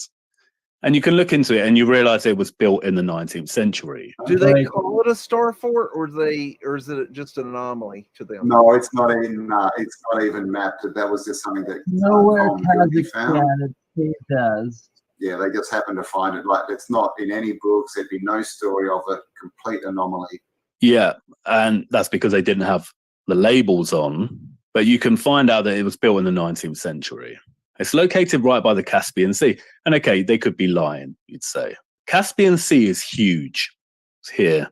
And you'll notice that this area, all this bit here, it's kind of whitish now. And the fort is located here. That whitish area, if you look in old aerial photographs, was once filled with water. It's called the Caspian Depression, and it's dried up. And it's actually now lower than sea level, and it's a bit marshy and boggy. But it was filled with water at one point. And if you read the narrative on here about the history of this fort that was built in the 19th century, it said it was manned until 1846, by which time the site at which it had been constructed was realized to have been chosen unwisely. The water level in front of the fort had dropped, which eventually led to erosion, causing one of its lovely starfort bastions to tumble ignominiously down a precipice. But when you look at the fort, you think, well, you don't get any sense that this was covered in water, and it looks like it's submerged by some sort of mud landmass. But if you turn to 3D, you realize it's not a land mass at all. It's not a mountain. It's actually a trench. And if you zoom out to here, you can see the water level used to actually come up to here, and it's dried up. And you can see that. So again, you have an example of a fort by a big body of water defending. And just so you know, I'm not lying, if we find some mountains, but yeah, so you can see when you're in 3D and you look at mountains, they're raised. But yeah, you can see it's dried up. Tell me again, people, how there's no mud flood and no star ports across the realm. Smoke in the desert, but look at that flow literally coming down on top of it. Where's the closest water? Explain that to me. So we know that the mud flow would have filled in most of the canals. That's why we get them flooding now. It's a well-known thing that it's dried up. So it was a fort on water or by water. And as this history shows, there were other forts all around. Again, defending territory. And again, there is a lot of evidence that, you do see the cannon being used in 19th century photographs. And then as you go on, you see the cannon turning even more advanced, evolving as a weapon. You see that throughout the 19th century and beyond, to the point where they're getting very big and very powerful. And suddenly you get this. And this is when the Star Fort, the Bastion Fort, and siege warfare is rendered obsolete, because suddenly you can shoot missiles. With the invention of the explosive shell, you can shoot missiles and drop bombs like this.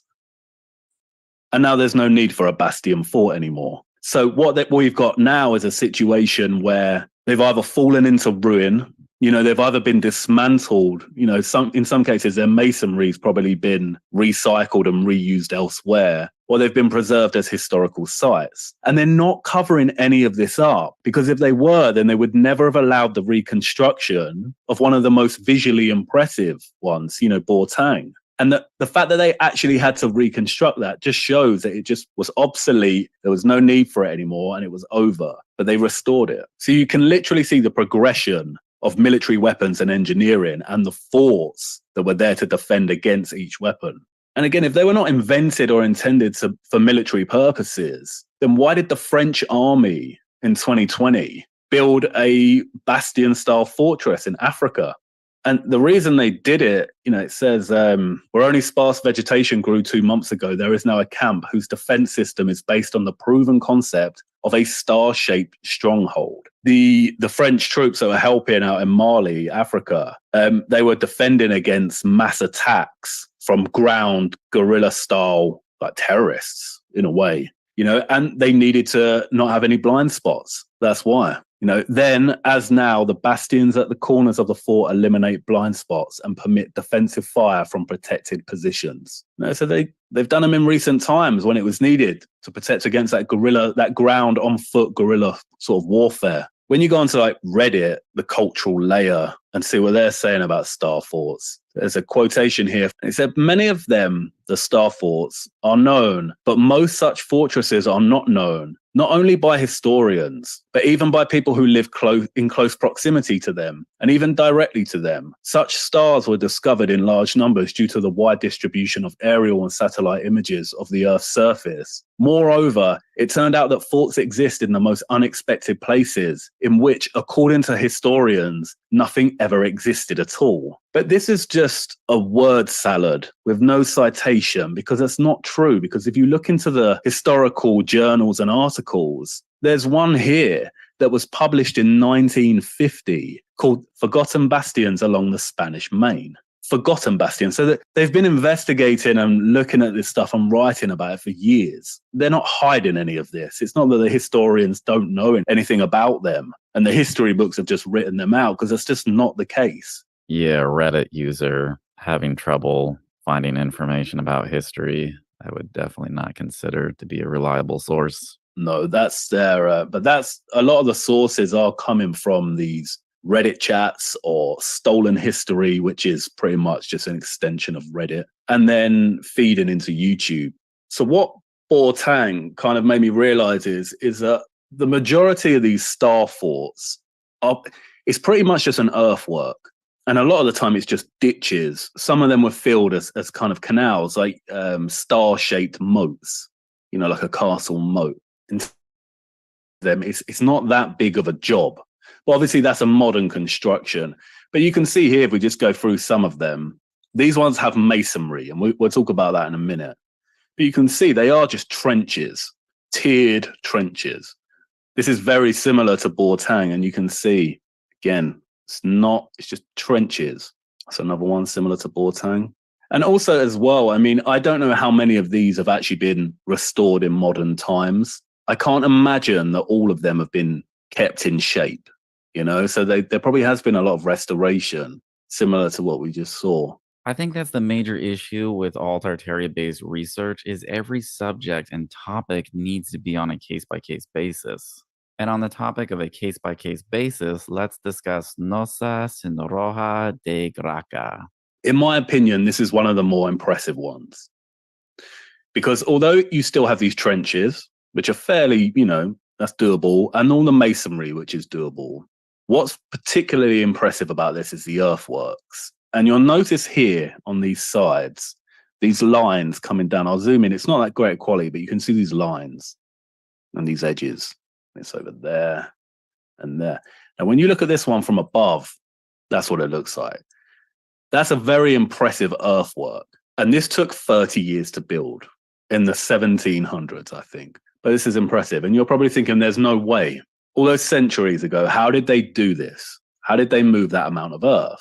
Because we've just shown that Fort Bortang in the Netherlands was actually made in the late 1970s.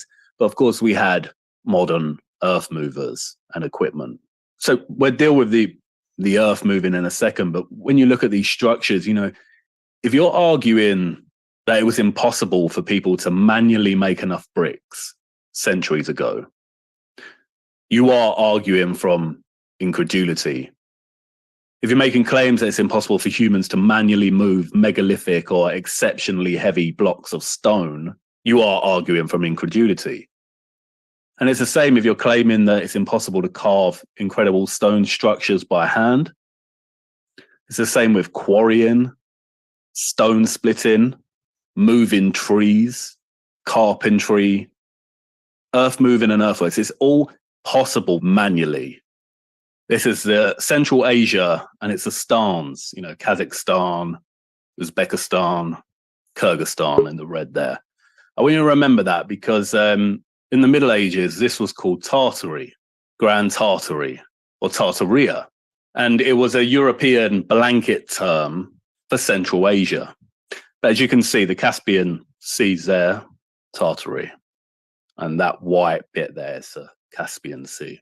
In the late 1930s, Soviet Russia commissioned the construction of a great canal. It's called the Great Fergana Canal. And as you can see, it runs through these stans, or what was formerly known as Grand Tartary or Tartaria.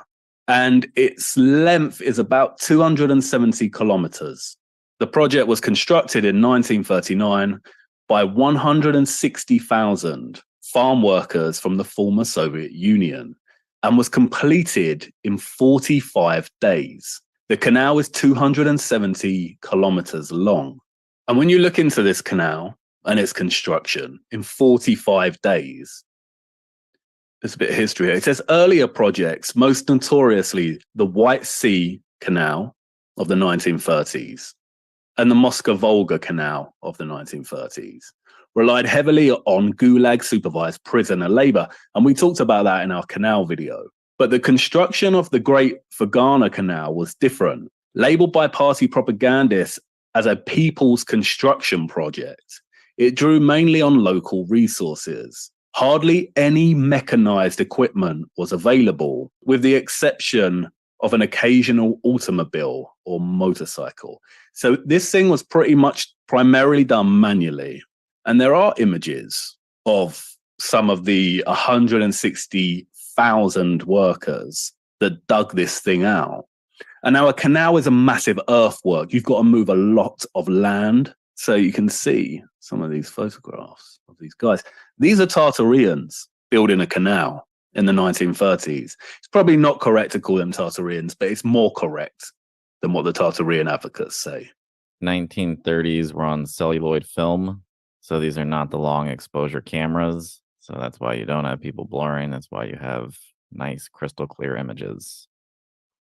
Exactly. And to motivate, it was a very positive. It wasn't like the gulags. This was a positive thing. So everyone collectively got together to do this in 45 days. And they had these musicians blowing these horns to keep people's spirit up. I mean, it's crazy when you look at it. But here it is. It's a lot of people digging and moving the earth. And you can see here how they're moving earth and transporting it. None of this is modern equipment. They did it old world style. 270 kilometers. And also, there's footage of it. You can see here just how enormous it is. Like, look at all the way. They're like little ants. The way they're moving around. And this is where Grand Tartary used to be. It's now the stands. Kazakhstan and Uzbekistan. And on Google Earth, you can see it. It's this canal here. And it runs. And you can see from above just how straight some of these lines are. I mean, in some ways, it kind of looks like the edges of the star forts, but it's huge. It's far, far bigger than any star fort trench or construction or earth project. And this was in 45 years. Again, this is the canal. Look how straight those lines are. And the good thing about this canal is that if you wanted to formulate a baseline when it comes to digging and moving earthworks, you could formulate a very rough one from this to give you an idea. So it's 270 kilometers long. 160,000 people worked on it. Pretty much all manual labor, completed in 45 days. So it's just very basic maths. There's a lot of different variables that come into this, but you can start to formulate a baseline, a very rough one, to see how possible it is when it comes to grand earthworks. So, if you half the amount of people, you double the days. And you can see that, just by this basic math, with 20,000 people, it would have taken them a year. With 5,000, might have taken 4 years. This is where the Tartarian advocates and the ancient aliens and the lost high-tech arguers, this is where they can get their baselines for. It's not impossible. Digging and moving earth is not impossible manually. But I suppose the argument would be, 160,000 people to dig that canal. That's a lot of people. what about back in the day, the population numbers? So the star fort as a form comes about during the Renaissance, the 1400s. And we'll talk about why later. But it's kind of boom or golden era in terms of that bastion star fortification was the 1600s. And when you look at the population numbers of the 1600s, it's quite surprising because Ming China had between 60 and 150 million. India, the Mughal Empire, 56 million. The Holy Roman Empire, so this is pretty much a big portion of Europe, between 27 and 34 million people. The population numbers aren't that small when you go back to the 1600s. In England, if you needed 50,000 people to do manual labor, that's 1% of your population. So I don't see the population being a problem with these numbers. Well, if we're going with what they're teaching at the prestigious universities in communist China, the West has fabricated all this history. So what you showed is a lie. And I think we need to be more open-minded to what communist China is trying to teach us about history right now. Yeah, communist China sort of says that China's the backbone to all history, the oldest history and the most advanced, and the West. That's correct. Yeah. We need to be a bit more respectful. So I'd appreciate it if you didn't cherry pick and you also highlighted that information. But at least Putin would be happy that we're using, you know, the Soviet Union's accomplishments with that canal as an example of how manual construction is very possible.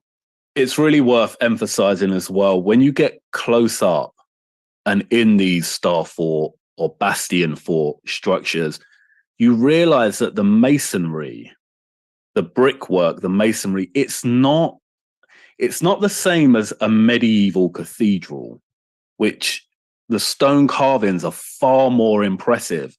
A lot of the masonry with the star forts is very basic. Sometimes it's rubble masonry. Most of the time it's just brick. You'll see, just brick. It's not refined like the cathedrals and sculpted and carved. They're quite basic. And that's why I recommend as well going to Sacred Geometry Decoded's channel, because he's breaking down all these old world building techniques and showing you how it's done and showing you how it's possible. And this guy's not clocking in as many views as he should be for what he's presenting, because it goes against the grain of this ancient aliens, lost high technology propaganda or the Tartarian propaganda. This doesn't mean that there aren't secrets or an abundance of hidden history relating to these bastion forts. So I did a video on secret military engineering as part of these Shadow Rome videos I was doing. And again, I mean, come on, like who guards pretty much all of the secrets of our world? It's the high up military industrial complex. And I'm sure that a lot of bastion forts were used as deep underground military bases, you know, and they're just a surface we're seeing. But the thing is, a lot of historians ask the question today, you know, why do we have sovereign states? Why do we have centralized political powers? Why was the West able to conquer and transform much of the rest of the world, you know, dominating the Americas, Indias, Africa? You know, how did a small and historically backward area like Europe end up controlling the majority of the world? And the answer is star forts. You know, star forts are the beginning of centralized power and domination. They began in the Renaissance in Italy, you know, a country obsessed with the notion of Rome. And I was going to talk about this in my Shadow Rome videos. It's in Italy that Europe starts to make its comeback from the Black Death and go on to reinvent itself in the image of Rome. And we see that with the spread of neoclassical architecture. But that's not enough. You have to conquer like the Romans. And the star forts were so impenetrable that it took huge armies to lay siege to them. And when you have huge armies engaged in siege warfare, it costs a lot of money. Not only that, but the forts themselves were expensive to build. Bastion forts were the beginning of a military revolution that led to the centralized and hierarchical dominant power structure that we find ourselves in today. It was literally the birth of centralized state power, because before you had feudal lords that could be very powerful in different certain regions. But as warfare grew into a huge economy, all the fiscal, all the economic administration, you know, financing these wars and armies were collected into the hands of the head of state, say the king.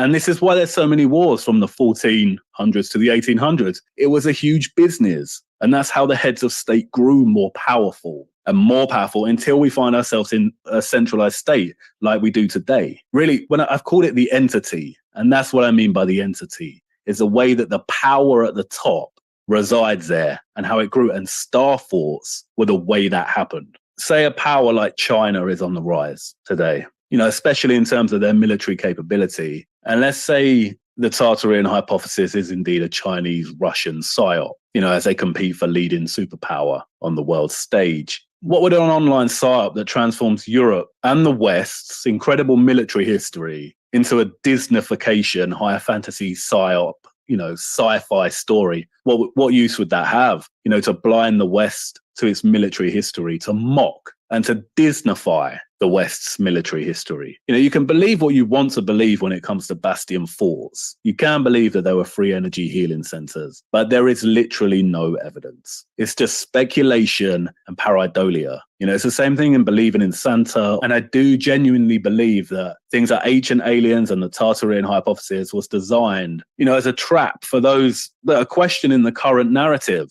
and to make us all look a bit stupid and ridiculous, to get us to erase our history in favor of sci-fi and mock our military past and replace it with the new age dogma of free energy. These forts are not mystical energy sites. It's very evident that they are carefully designed trenches, moats, and walls for defense. And we built a glorious one in the 1980s. That's an engineer's defeat. Ewar is annoying because it's like he's not doing any real research. He's just he's latching on these little details that mean nothing.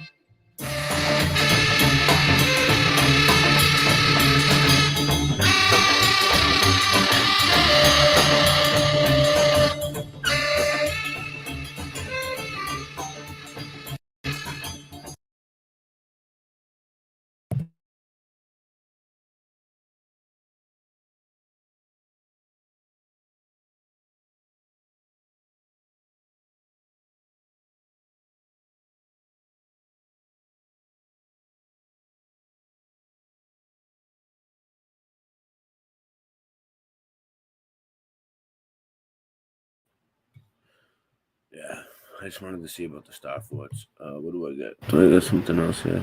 How long am I going for? 2 hours? Wow, that's pretty long. Alright, I'm gonna play a few songs. Figure something out. What do I got? Do I get something available? I don't even know what I got anymore.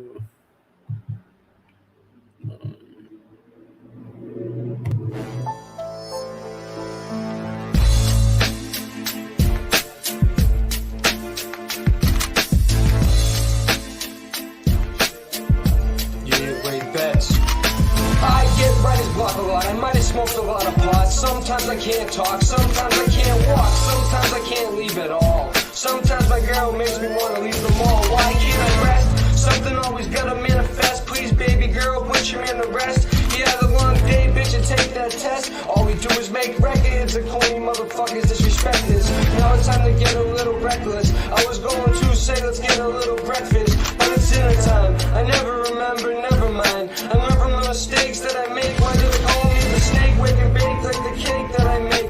Or should I say shake and bake? I've said before I made mistakes, but it takes a few times. Then I puke lines, new time over a new crime. Over just 1 or 2 lines. I'm a slow learner, drone burner. It's simple math, add and subtract. Listen to my rap, sing, have a laugh. Don't have an asthma attack. My ups and downs, my ins and outs, ask me how I survive.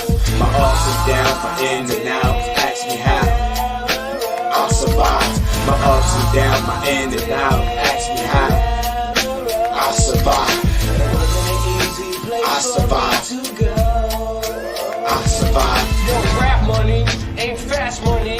When you ask people for paper, they fucking act funny. And that's funny, because I'd rather download it for free than to buy my CD to help support me. And that's a fact, money. But they love to listen to the dumb stuff I rhyme, then they let their guns bunt like some dumb fucks.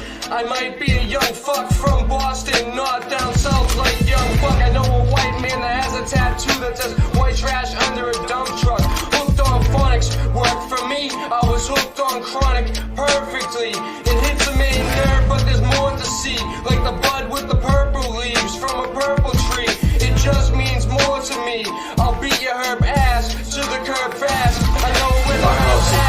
ins and outs, ask me how I survive. My ups and downs, my ins and outs, ask me how I survive. My ups and downs, my ins and outs, ask me how I survive. I survive. I survive. I've been down the road, wasn't an easy place for me to go. You know what I mean? Felt like I was walking through life barefoot in the snow. God damn it, this world is so cold.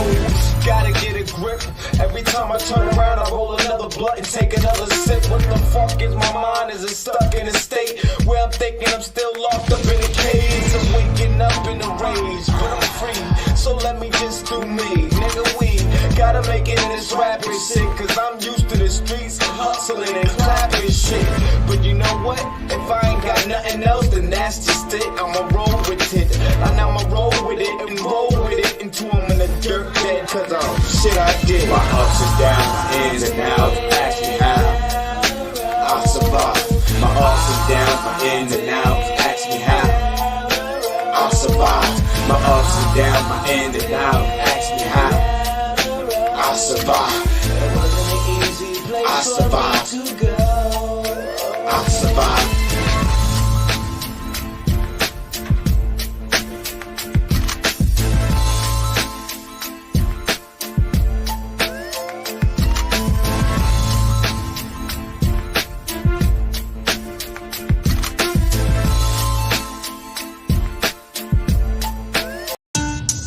If you're going to maintain the paradigm that everything you see in the sky is an actual solar system, then you're never going to be able to really comprehend my data.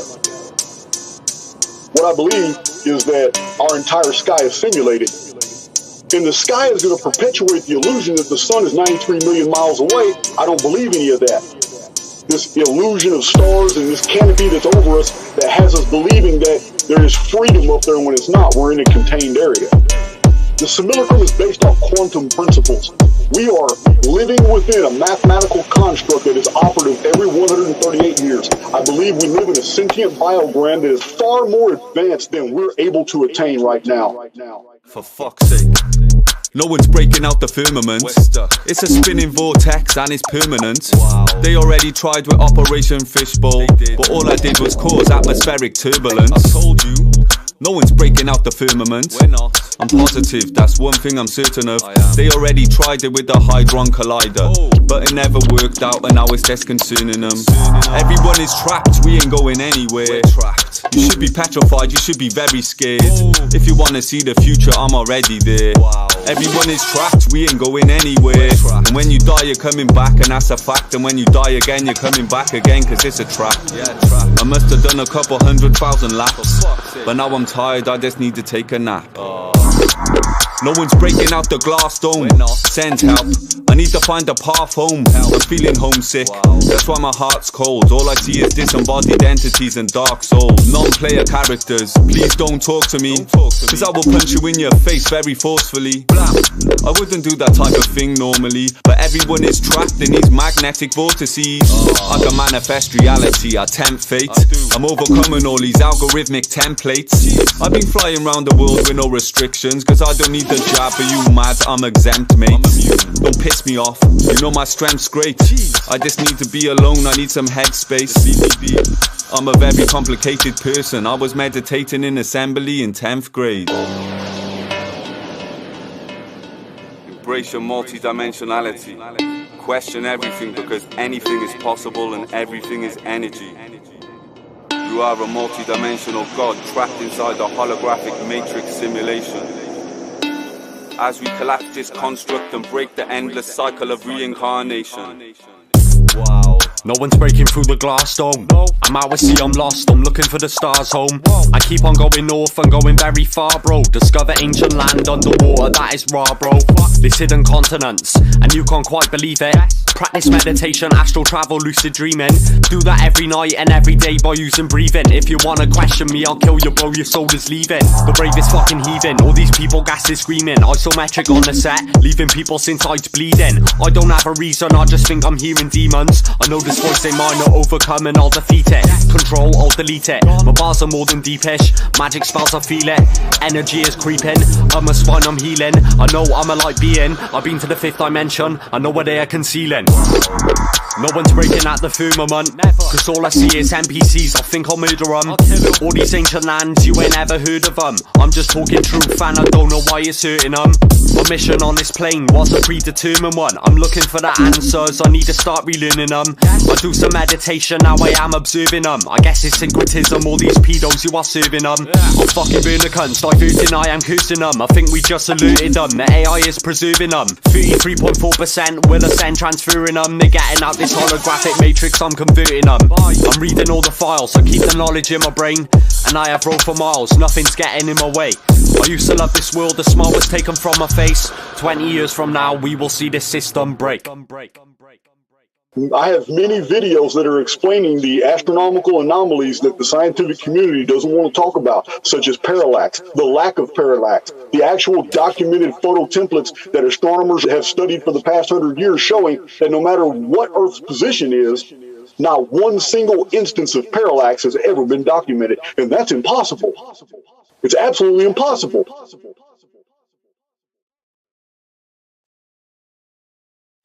So, let me see what I got here. I got a few more videos to share. I found this one. I wanted to see. This is a cool one. So looking for this one for a long time. This is Feature Mind and Soul. There's a fairly new discovery. This discovery wasn't documented until 1989. And so most people agree that lightning mostly strikes downwards for the most part. But there's a phenomenon called sprites and elves. This phenomenon appears to be caused by lightning storms. They're saying after the atmosphere is charged by all of the electrical activity, energy is projected upwards instead of downwards every time. They also have these things called gnomes and halos and blue jets. And these are all scientific names that they came up with to describe this phenomenon. Some pretty weird names, but we're going to get into that in this video because this phenomenon could end up providing us a lot of insight about a possible firmament above. And so let's get started. So most people will never see these things. Some of these sprites discharge from the tops of clouds, but for the most part, most of them discharge simply from the upper atmosphere without any clouds.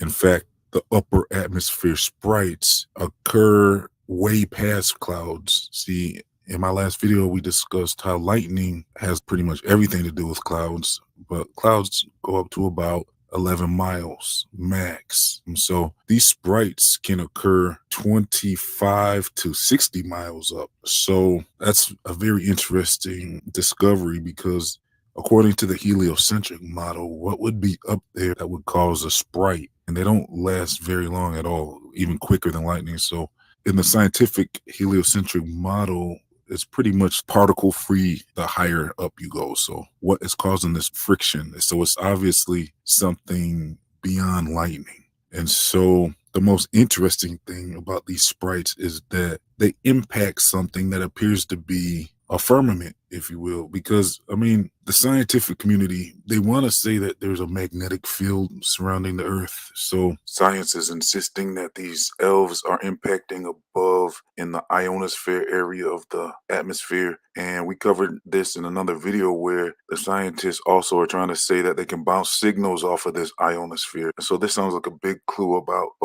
firmament barrier above that's being described as an ionosphere by the scientists. I would guess that's probably their best way to explain what is taking place because these sprites will shoot upwards and impact something and spread out. And they spread out like 30 miles across at times. It varies. And then with the elves, when they impact the upper atmosphere, which I believe is probably the firmament, so elves are said to expand in a halo form. And so this almost reminds me of Operation Fishbowl footage where there was impacts on what was suspected to be the firmament that looked very similar. So I find it very interesting that these things are called sprites and elves. The names that they pick, once again, it's always like, the planets are named after pagan gods, and now these sprites and elves are named after the spirit world. When you look up sprites is an elf or a fairy. So that's definitely an interesting name to call such a thing. Also, the name sprite is like the word spirit. Is it possible this activity is related to some type of spiritual beings or something? Because not only are planets named after entities, but also there's speculation that stars could be sentient beings as well. Plus, there's apocryphal books that links meteors to entities. And you can find that in the apocryphal book of Solomon. And I covered it in my Meteors Are Not What You Were Told video. And there's phrases in the Bible like the fallen one feel like lightning from heaven and stuff like that as well. Another interesting connection and clue is through the soda Sprite and also 7-Up. And they're both actually similar types of sodas. And then with the 7-Up, there's plenty of information, especially in the apocryphal books, about a possible 7 layers of the firmament. So that would be 7-Up. And then also the connection with the Sprite brand. And that's exactly what these things are called above the earth. So these sodas could be giving off clues of the firmament, but there's also plenty of evidence that this is simply a natural phenomenon, because they say a lot of these occurrences happen after storms, and that's when they first got noticed. But it makes the most sense in the flat earth firmament theory, where there's some type of protective barrier above us. And there's a lot of information that I've been covering about this toroidal field energy, where it would have elements of some type of invisible force field. So that's exactly what they're describing with these sprites and elves. Like there's an impact going upwards and impacting upon some type of invisible force field, if you will, kind of like if you saw Star Wars or Star Trek. A lot of their ships have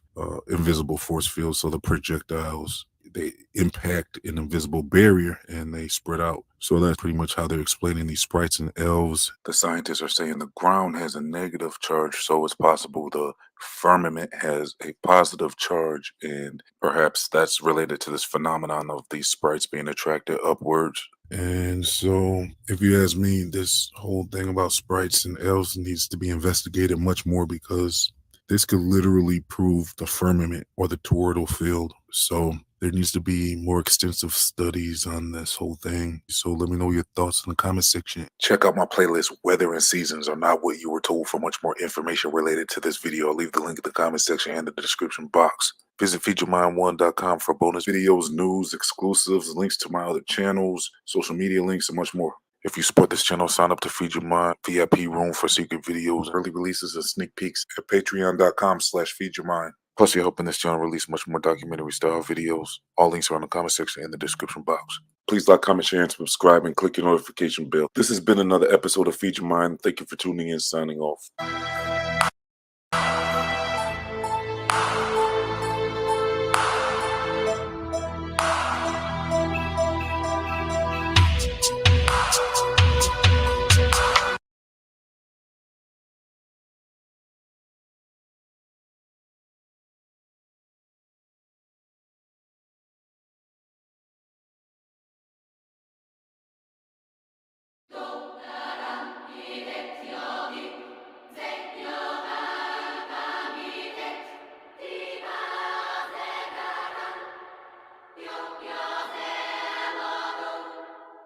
Hello everybody, and welcome back for another video. Today we're going to be talking sinking cities, and we're going to start by looking at Pisa in Italy. And it's not just the Leaning Tower that's tilting, but there are other structures that are sinking and tilting. But on this particular site, it's not just the Leaning Tower, but it's also the cathedral itself and the baptistry, which are also leaning. It's just less noticeable. And there's other structures in the city. Another one is the San Nicola Church, and it has a slightly leaning bell tower as well. And I believe this is just a location and the distance from the cathedral, a little less than 800 yards. But there's also another church, and this particular church has a heavily tilted tower associated with it. So there's other structures as well. So it's not just the Leaning Tower of Pisa. There's other structures. And what I want to point out is that there was a Roman presence as well in Pisa. And I think there's only one still visible evidence of that, and it's this Roman Baths of Nero. And you can see the remains or ruins of this Roman site. But what they also found on the site of the cathedral itself, they found an 11th century cathedral and a Roman mansion discovered in Pisa. So right in the square where that cathedral is, they discovered previously unknown structures buried under the piazza. So again, there's this pattern of buried Roman sites, and they're sitting beneath a lot of these more impressive structures. And I think that we might be looking at a destructive event that wiped out the Roman Empire, and another group of people built on top of that. But they're also found, I think in 1998, during preparatory work for a new railway station in Pisa, they found, I think, over 15 preserved vessels that date back to the first millennium. And the point I'm trying to make is, I think this points to a destructive event in our past that caused a lot of things to get buried, and it affected the soil and the nature of the soil, and touched upon that in other videos. But what I also wanted to point out is that you have the buried Roman sites, and then you have impressive structures built on top of them. And they usually have these giant doors with the smaller doors cut into them. And I just wanted to give you another vantage of where they found those Roman ruins. It would probably be roughly here. But again, you have these largely forgotten ruins. And then I think a destructive event destroyed them, buried the Roman Empire, destroyed it. And then you have whoever built the cathedral and the baptistry. They came along, and these people built giant entrances, and we cut smaller doors into those larger doors. And we can observe this pattern. You can look into Florence in Italy, the Palazzo Vecchio, I believe it's a town hall now, but I think in 2012 or 14, they discovered underneath it a buried Roman theater. And if you take a look at the Palazzo Vecchio itself, you find, again, giant doors, and they're not practical. So we cut smaller doors into those giant doors. But it's just this repeating pattern. And you can even go to Lisbon in Portugal. Underneath the cathedral there, they found Roman ruins.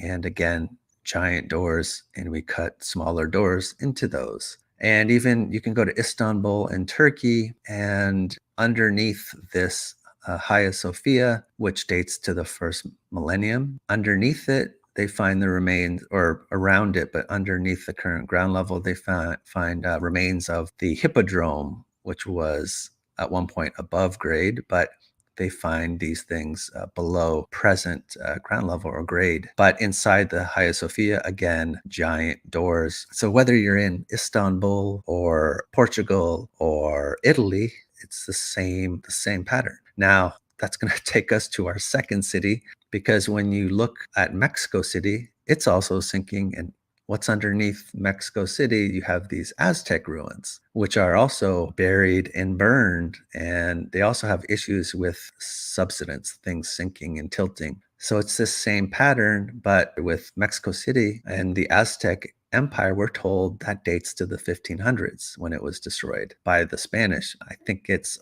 a lot older than that. But again, if you look at what's on top of these Aztec ruins, which were, again, buried and burned just like the Roman ruins in a lot of different places, you have structures like this cathedral. And we're going to look at these doors here. And again, giant doors. Just on different continents, the same pattern holds true. And we are told these are all colonial structures built during the colonial period by the Spanish. There's a national palace. And if we look at the doors of that, again, they are massive. So yeah, Mexico City has been sinking for a while now, or parts of it anyway. And I guess officials actually recognized this problem in the late 1800s when they began taking measurements. So with Mexico City, we're told it was built when it was part of the Aztec Empire before it was conquered. We're told it was built on a lake, and that's largely the cause of why things are sinking. But I think it was due to an event like the one that took out the Roman Empire. And I think that the Aztec Empire might be a lot older than we're being told, because it's the same pattern that I've seen in other places. But this is just Our Lady of Laredo Church. And you could see it is tilting to one side. This particular, I don't know if this is another church, but on the right side of the structure, there's issues with subsidence and a different angle of the same structure. You can see these towers. They got a bit of a lean to them, and just another old church in the central part of the city. And again, this is just a light pole for a vertical reference, and you've got these structures all leaning. So I think it's the same pattern. These colonial structures with the oversized doors, and they're sitting upon these Aztec ruins that are buried and burned, but they're telling us these Aztec ruins are from the 1500s. But we're going to dig into that in a future video.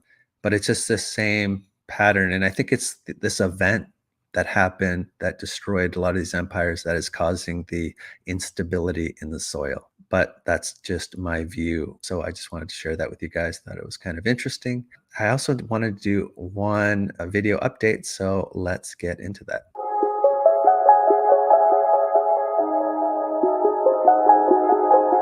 Today's video update is going to be on the video called Mystery Tunnels, because a couple of commenters alerted me to another one of these finds of a mystery tunnel in Alton, Illinois. And there's a video from 2021, last year, that is a 2-minute clip I just want to play for you guys real quick, and then we'll come back and talk about it. And an Alton homeowner got a big surprise when part of his sidewalk collapsed, revealing an archway and an entrance under his house. So mysterious. Fox News' Patrick Clark taking us underground, where a tunnel dating back to the 1800s has been uncovered for the first time.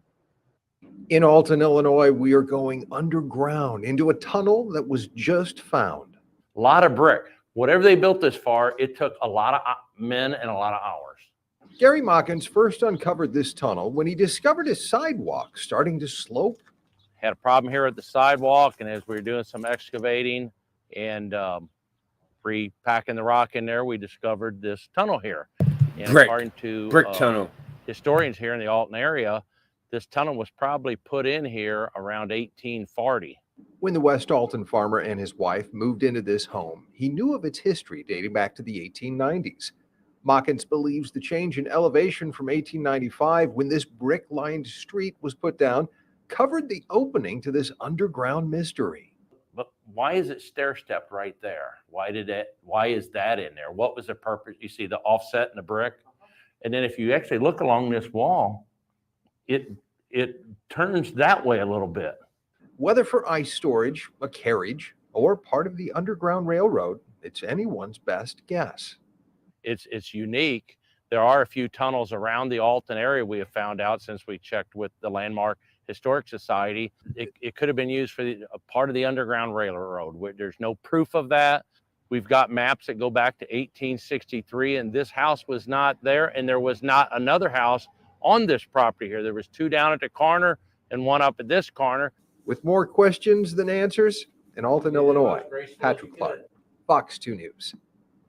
Okay, I thought that was pretty interesting. There was a couple things said in that video that caught my attention, and one of them was how the streets were brick lined. And I believe he mentioned that particular street at one point was lined with bricks. I found that very interesting because, again, I've seen that before. A lot of these bricks are stamped Alton Brick Company, and according to this article, the history of that brick company is a bit fuzzy on when in the 1800s that it was established, but it closed in 1963. And then the land was offered to the city, who used it for a now closed landfill. And I think this is just an image of them putting asphalt over some of these streets that are lined with brick. So interesting stuff, because in the video called Mystery Tunnels, I mentioned a couple other locations, one being Halifax. And, sure enough, Halifax, where they do have these mystery tunnels, they also have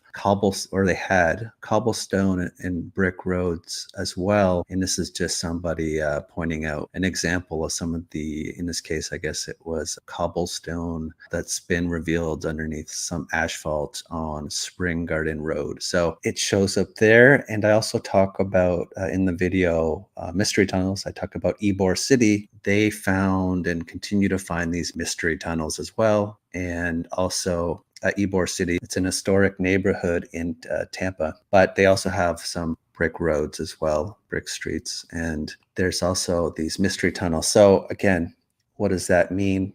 Maybe nothing, but it's just another connection potentially. And when I heard that mentioned in the video, it just struck a chord with me. So I thought I would mention it. And that's about it for today, I think. So once again, big shout out to my patrons. Your help, support, always greatly. Why do all his Patreons look like animals? Look at this. Like cats and dogs and shit. Appreciated. And I think that is it for today. So until next time, take care. Bye.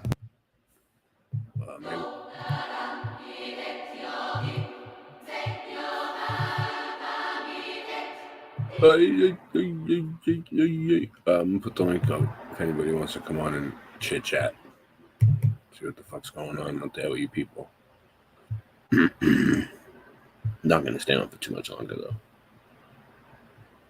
I hope not. I'm gonna play a few tracks.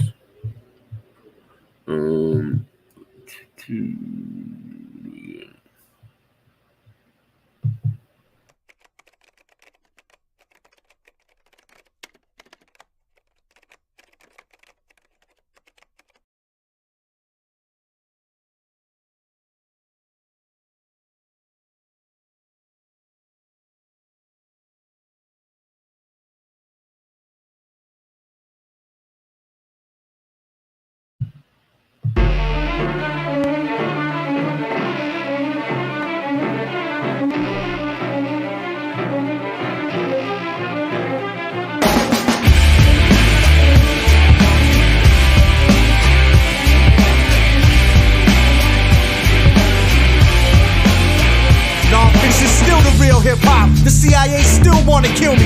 They wanna drag me in the courtroom and find me guilty because I reign in blood. I'm the master of puppets that's pulling your strings and my brain is bugged. The chumps are ruled enough. I put you to death like Chuck Schuldiner. Among the living like anthrax. My thugs deliver, dog. Now who's crying? Peace sells, but who's buying? Crucified like a messiah in the fire dying. This song is K-Rock, I stay hot like Gene Simmons in 76 in the garden. Retarded, I'm on it. Started to write your obituary.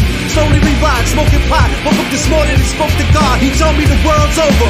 Worldwide nuclear assault. Circle of time and bring the Celtic frost. Gangsta rappers and all types of guns. Religious fanatics that write from us with platinum albums. The path that travels like a dragon shadow. Invisible to CIA camera angles. They got a file on every rap group. They killed the last man who had proof. They after me for information that I have too. I'm paranoid, tell me what the fuck they asked you. You fuck around with me and I'ma have to blast you. The CIA trying to kill me, be bad news. Get the fuck up out my way when I pass through. I'm paranoid, tell me what the fuck they asked you. You fuck around with me and I'ma have to blast you. The CIA trying to kill me, be bad news. Fuck around with non-fiction, that's a bad move. Symbolism, socialism, live life to the fullest. If they try to take mine, then I'ma wave the 9 and pull it. My patience is running thin, spy agents coming in, trying to lock me down. For now I have to hide the gun again. It's punishment, courts and prisons, the cross and Christians. I know the difference between reality and false religion. My thoughts and vision, freedom and peace, but the hood still breed beats and people bleed in the street. We got AIDS and cancer, teenagers crashing buildings with planes in Tampa. I can't explain the answer, I can only stand for what I believe. Family, friends, health, wealth, good food, pussy and trees. I'll be the one to make a fist and raise it. Sober or wasted, the basics. Overstand the bullshit that you face with. The water's laced with chemicals, you can taste it. Leaves you brain sick, angry and full of hatred. Like nobody likes you, now you become spiteful. Self-hate is frightful, look at the face of Michael. I fight you for justice, freedom and equality. These creeps keep following me. I'm paranoid, tell me what the fuck they asked you. You fuck around with me and I'ma have to blast you. The CIA trying to kill me, be bad news. Get the fuck up out my way when I pass through. I'm paranoid, tell me what the fuck they asked you. You fuck around with me and I'ma have to blast you. The CIA trying to kill me, be bad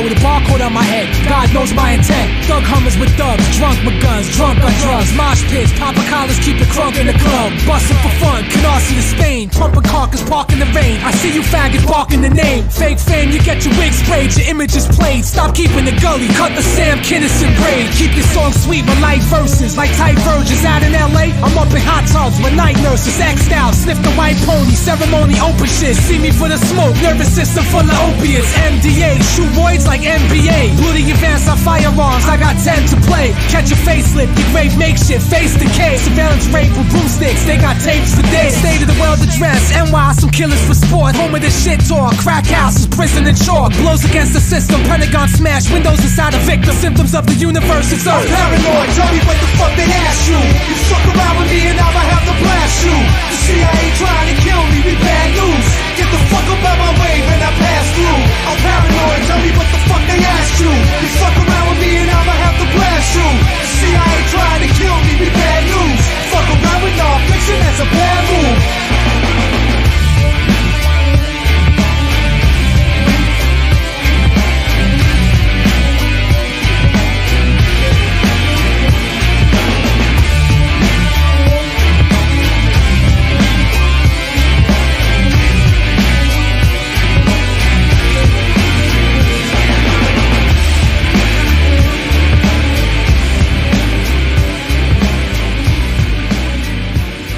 What's the matter? You bums forgot how to kill people? Doesn't your work mean anything to you anymore? Have you no sense of pride in what you do? No sense of duty? No sense of destiny? I'm looking for generals! What do I got? Foot soldiers!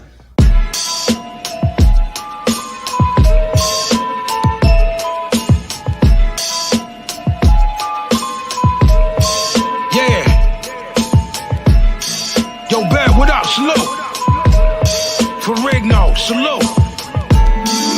Alright, look. Yeah. See, he ducking, I ain't even have to show him the three. When them shots fly, he ain't even know it was me. How you got chains, stupid, you supposed to be free. I laugh at you assholes like it's cold in the day. It's a million Philly killers, most notably me. Put your mob against the wall like a poster of P. What you think inside this big black holster on me? It's the crucifix that dangled from the rosary bead. Ain't nobody fucking with me, everybody know the time. Motherfuckers didn't get the picture like a photobomb. The driveway full of Aston Martins like a Motorcon. Aim the yapper, let these bitches fly till he emulsify. This the church of Satan, it's the final invitation. Everybody dying, this is final destination. Me and you could go to war, that's the price a soldier paid. The knife word cut the clavicle and touch the shoulder blade. Blood everywhere, smelling like copper pennies. Get shot in the head, salute you with a shot of Henny. Creep up on you silently with the 4 nickels shining so vibrantly. Blood everywhere, smelling like copper pennies. Get shot in the head, salute you with a shot of Henny. Creep up on you silently with the 4 nickels shining so vibrantly. Killers with Phil down in you eyes. I killed the mob of you guys. Fuck the fries, just kebab you with knives. Everybody got mafia ties. White castles at the bar, Mr. Appetizer, shotties and knives. Gucci gooses on display, shooters on the way. Bruce's on the bay, the Farrah pizza buffet. In exclusive day, banana hands like Tony Robbins. Spumoni Gardens, the Coney down that homie. We keep the chromie poppin'. Rockin' the 14th century death mask. Gazelle goggles and Fendi headbands. I talk that Brooklyn shop you up talk. Shoot on like you used to fuck off. Y'all never had enough sauce for blood sport. Nor to stomach the floors with the drugs bought. Quarter 100 the floor, stuck a drug lord. Swimming pool shaped like a dollar sign. And choppers that make a day rape out of Columbine. Raiders of the laws, cocaine, Satan mass. Papers of the frauds, coalesce with the ancient math.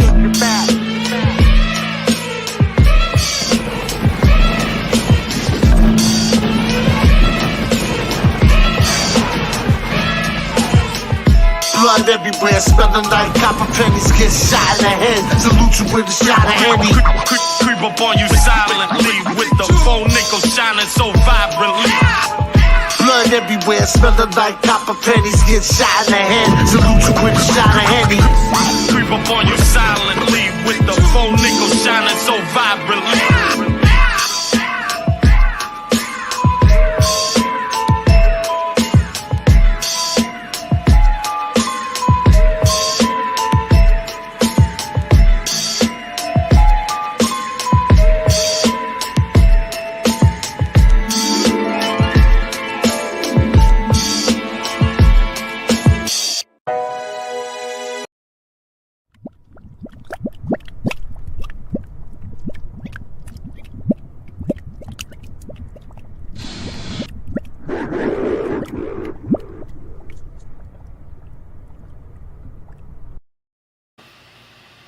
up, Scott? How you doing? I can't hear you. You're muted. Maybe. Perhaps. Perhaps you're muted. Muted. I can't hear you. Muted. Muted. Oh, hold on. Almost. Oh. Yep. Yep. Yep. Can you hear me? Yep. Yep. We got it. What's going on? Oh, I lost you again. I lost you again. Click that thing again. Whatever you just did. Move it or wiggle it around. I can't hear you anymore.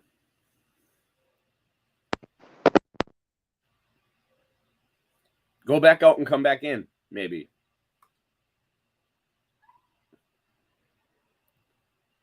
You know, your microphone's fucked up. Well, nice try. Well, let's give a shout out. Smurf. Vinny Vengeance. What's up, Vinny?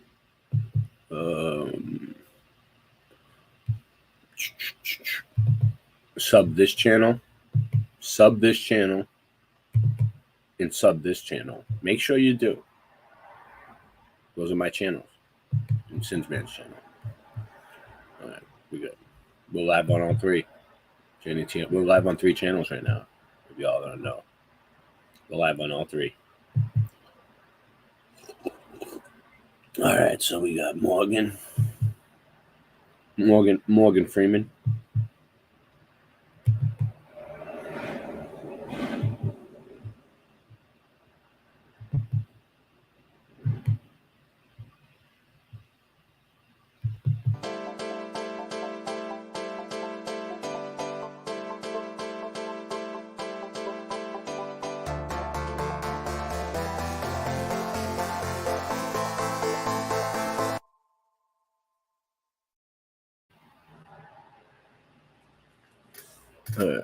Well, what are we doing here? All right, give me another second. I'll figure something out. I'll figure something out.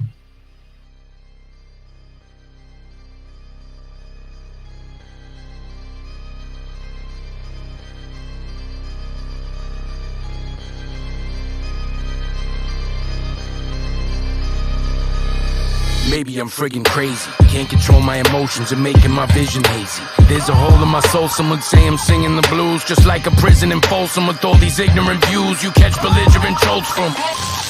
But the world we live in is shocking.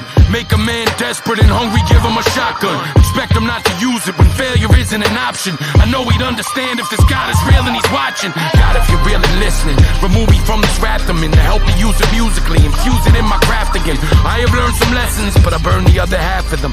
I have earned redemption cause I keep on coming back again. Or maybe I'm gonna crack again from the pressure here. I feel my blood starting to boil, yeah, it gets severe. This is just a fucking trap, I don't see no exit here. I was looking for a sign, this seems like a message clear. Betrayal in my business, it's expensive, yeah. Bad energy is in the air, I sense it here. Looking back at the sequence of events this year, it seems to me that I gotta be relentless here. Those demons in my head, oh, they're just tenants here. Drowning out my consciousness, one in this ear. It's becoming clear, they're a cunning pair, running scared. Who's that? Knocking at my fucking door. Someone's that's just 2 other guys they call wrath and pride. Now I'm half as high as I am low.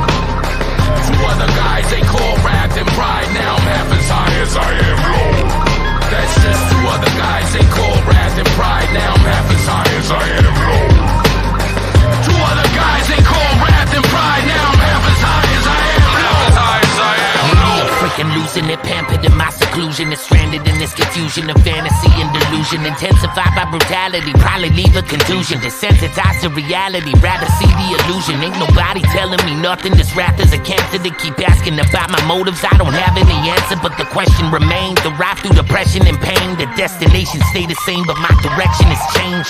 God, if you really listen and free me from all this pride I feel, keep these demons away from me, creeping me while I try to heal. Help me to see the truth when these people around me lie still. Put the pieces together, cause I've been feeling divided still. Everywhere I turn, I feel like walls are closing in on me. But none of them are tall enough to hold in all this energy. The key was only chosen for disposing of the enemy. Ironic that the mask I wear exposing my identity. Make a wish, you're gonna need it. Now the mystery completed, I just paint a humble image.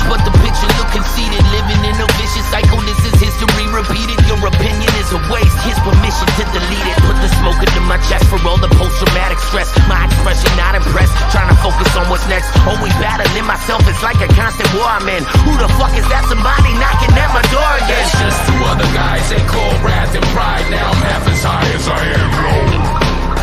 Two other guys they call wrath and pride. Now I'm half as high as I am low. That's just two other guys they call wrath and pride. Now I'm half as high as I am low. Two other guys they call wrath and pride. Now I'm half as high as I am low. Half as high as I am low.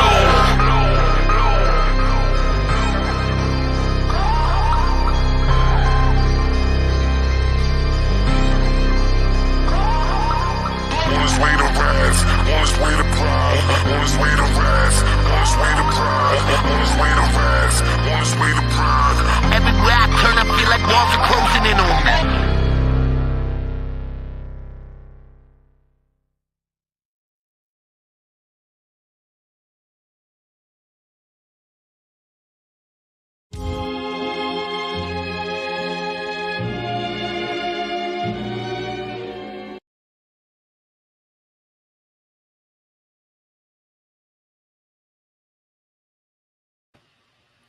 What's up, Jenny and Logan? Hey. What's up, Rothschilds? How you guys doing? Stop that. It's not. No, it ain't no Rothschild. So Jenny, I wanted to ask you, right? Remember we were talking like when you first went out there and you said you were going to go back to South Carolina to get all your stuff. You're still doing that? When you like, what are you doing? Like, you're just never going to go back and get your December stuff? 1st. December 1st. You out for a day? We might come up to Boston. We might come up to Boston. Yeah, come together. Yeah. Listen. On the after we leave Augusta and Aiken. Yeah. If you want to make the trip up, we might come up there. We might leave like a couple days early, and then come up there and spend a day up there before coming back. I can take you guys around. I don't know.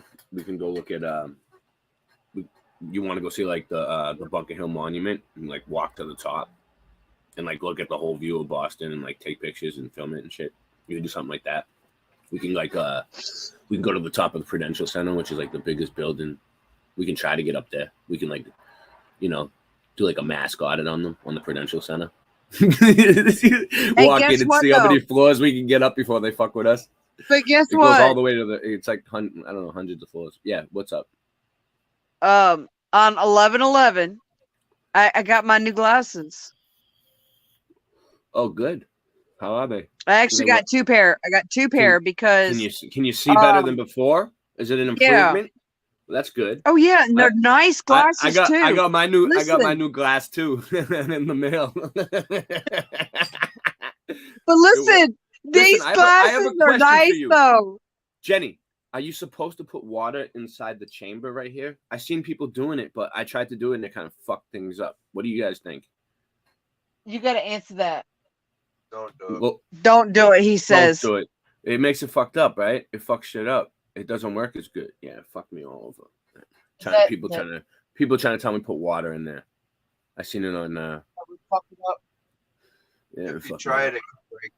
Oh, he said it could break it. I know. I heard it. It was about to like crack. So they you know what it is? They're jealous, and they want it to break. Or maybe it's a different type. They want it to break because they can't have nothing like that. Oh, there's a whole thing about bongs breaking. I'm saying like maybe there's a different one that has one that you can put water in it. I don't know. Did you guys ever see one that you can put water in? What did you say, Logan? Yeah, there is one that has it in it. No, what'd you say about there should be a whole channel? Yeah, for bong breaking catastrophes like shorts. Yeah. Oh, so people deliberately seek that shit out. Well, one rule of thumb at my house was when we had a lot of glass bongs around, never leave the bong on the floor. Okay? Like if you see anybody do it, you fucking don't leave the bong on the floor. You know what I mean? Because when you leave a glass bong on the floor, that's how it's going to get broken. Rule number 1. Yeah, they do that. Don't leave your bong on the floor ever. ever.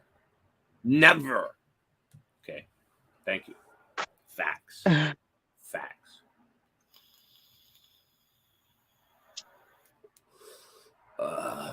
So, Jenny, I have a question for you.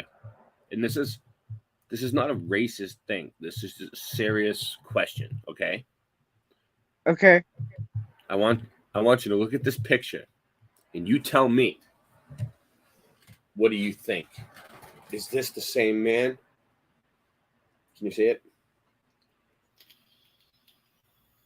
Yeah, I'm looking at it. Is Jimi Hendrix really Morgan Freeman? What do you guys think? What does the chat think?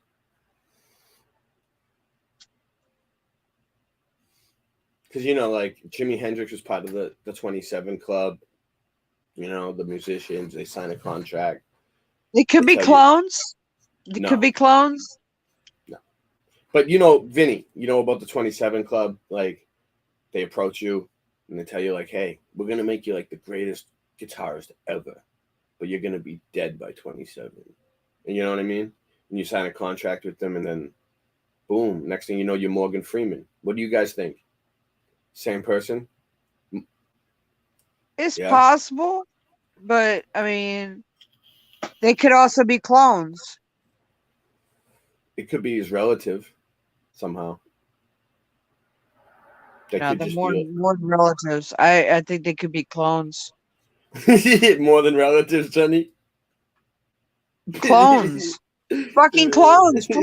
Fucking clones are real. You didn't know that? Cloning is real. They have centers. They have cloning centers. I know somebody who knows. I'm not trying to say Listen, I know somebody. I'm just saying, know somebody, okay? All right, let me show you guys something. All right. Hold on one second. Let's just use a little. Let's just do a little research here. All right, hold on. Now Scott wants to come on and talk. I guarantee you it's Scott. Hold on. Oh no. Oh no. Oh no. Yeah, it is.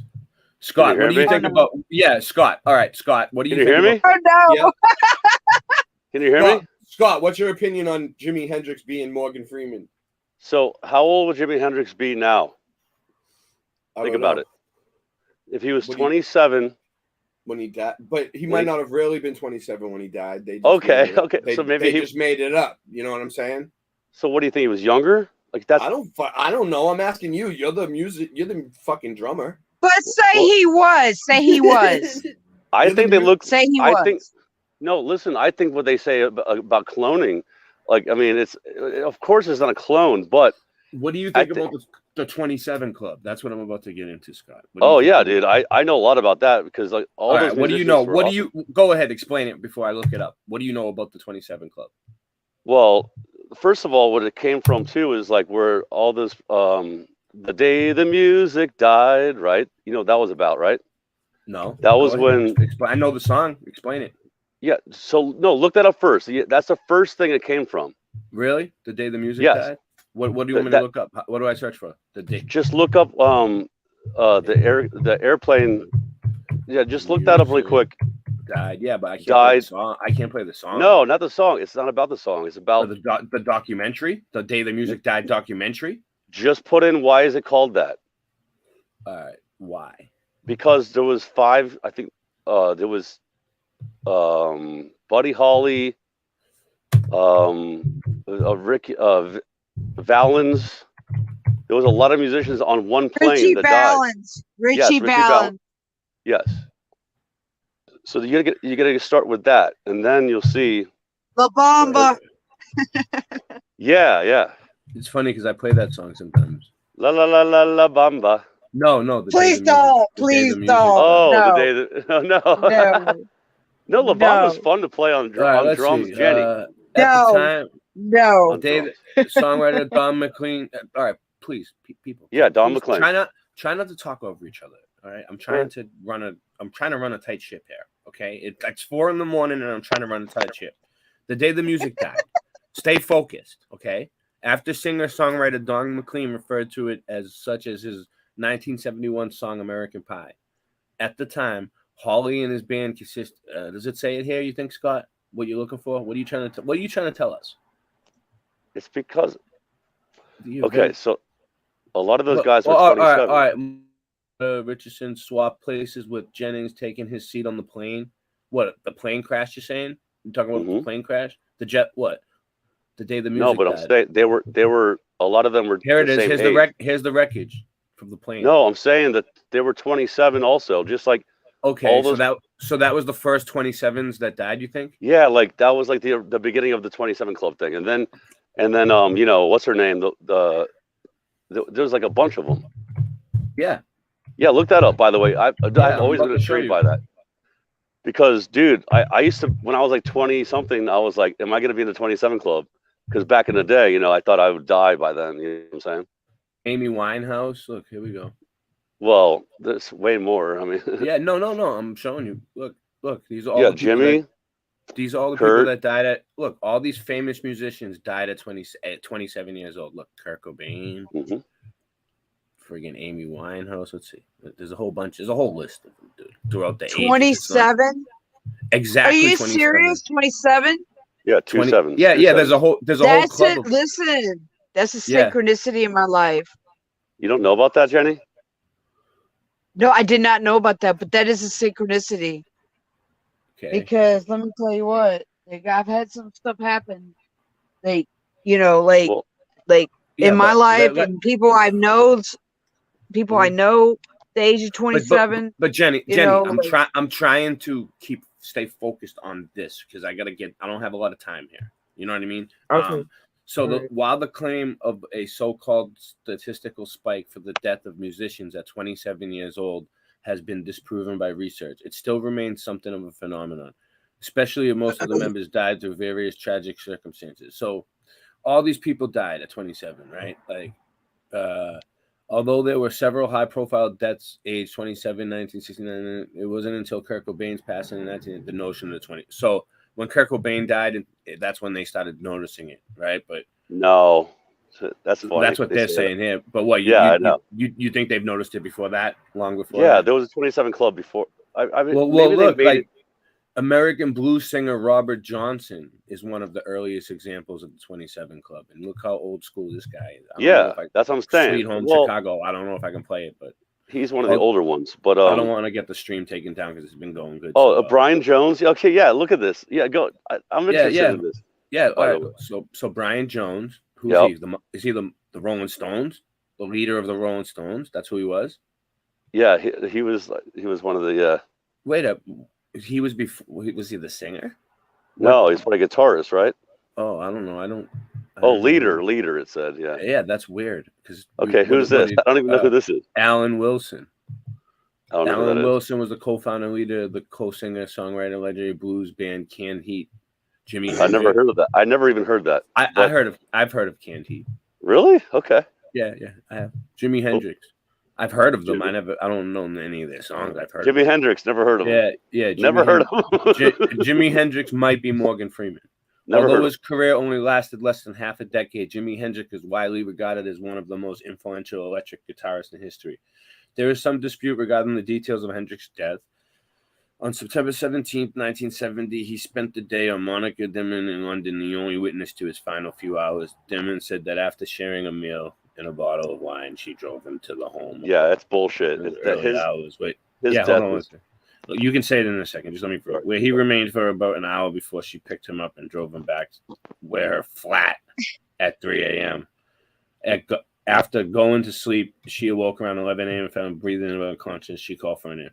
So, what were you saying? So, what really happened, Scott? There was I don't know. I don't know what really happened. I'm saying that his death is like Bob Marley's death. It's suspect. It's sketchy, right? Like some people think his manager was involved, right? I heard a conspiracy. Yeah. Here we go. Janis Joplin. This is all the same. Janis Joplin. Yeah, American song. Yeah, so she died at 27. Yep. And these are just all look, Jim Morrison of the Doors, dude. Yep. Pete Ham was the singer, Badfinger. Oh, dude, Fast. Fastball. It was Badfinger. Oh, okay. Yeah, that's what it says. Yeah, Kurt Cobain.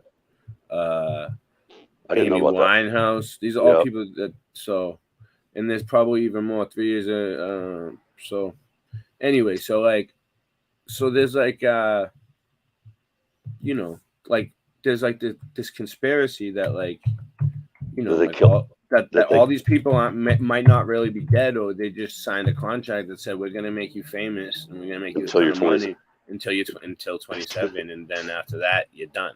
What do you think about that? No, I don't know about that. And then they bring them back as other celebrities, like later on, like so think about if Jimi Hendrix was 20 something in the 60s, then he would be. No, because I'm not trying to.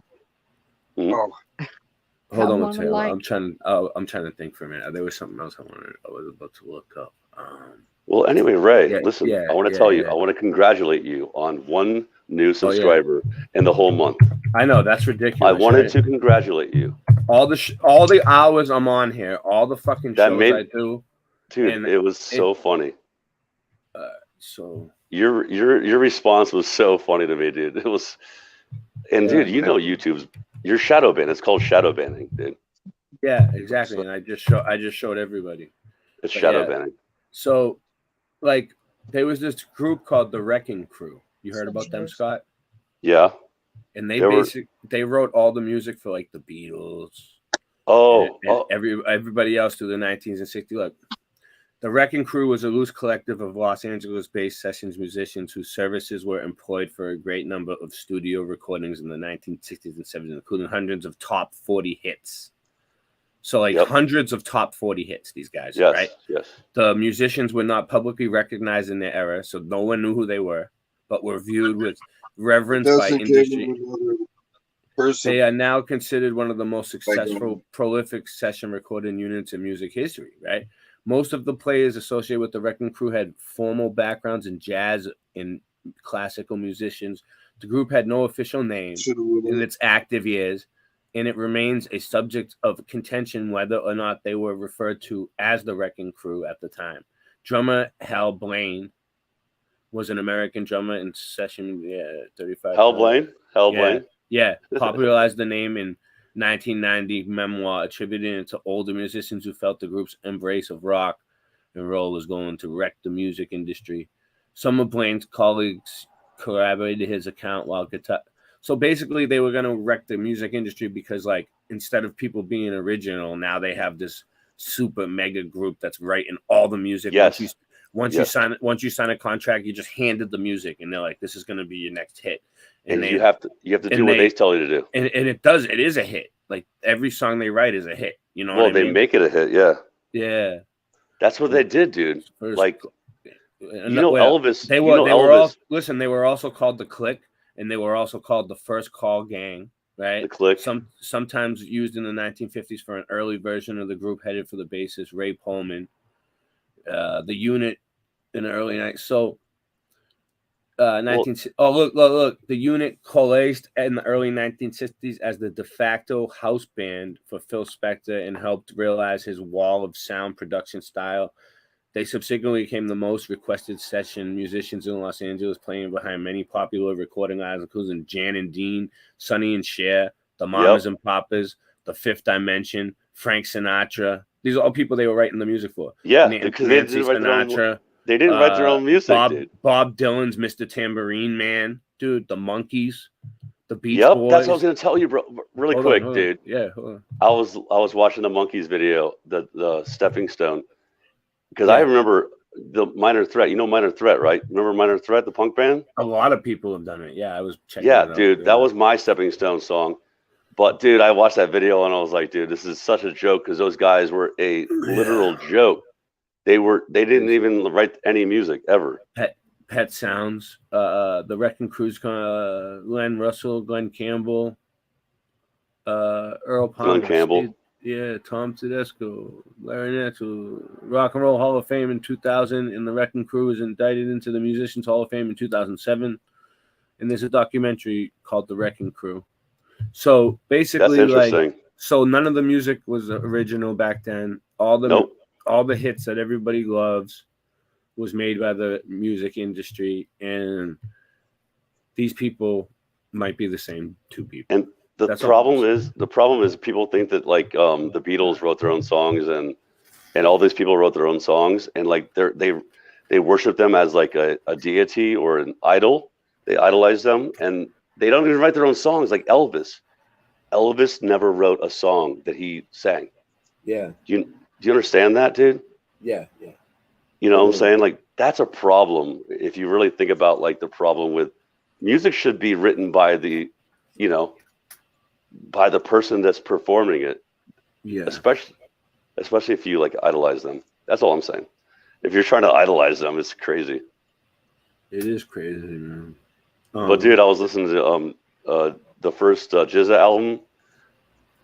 Yeah. Do you remember the first Jizza album? That was the first Wu-Tang album, solo album. Know. Maybe. Yeah. If I heard it, I might remember. Yeah, you probably should get it again. It's pretty good. Yeah. It's pretty old school though. Yeah. No, I like Wu-Tang. It's like 93. It's like 93 or 4. I was more into Old Dirty Bastard. Yeah, but he only had. I mean, he had what?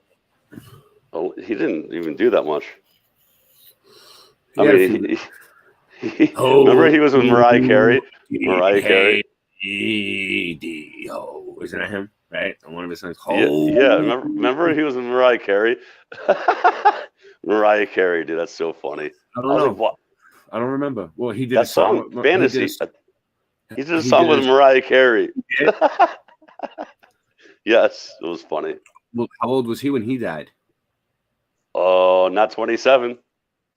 Old Dirty Bastard was old in the beginning. That's why they called him Old Dirty Bastard. Really? He was Old Dirty.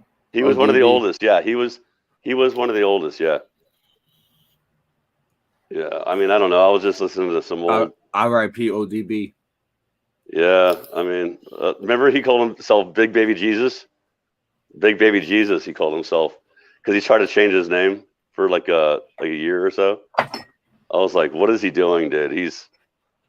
Remember he won the lottery and he. I wish I had more coffee. I ran out of coffee, so will someone just ship me over some coffee like ASAP, like next day air? Thank you. You need some. That might can be arranged. No, I mean, like send it like Amazon Fresh, like right now.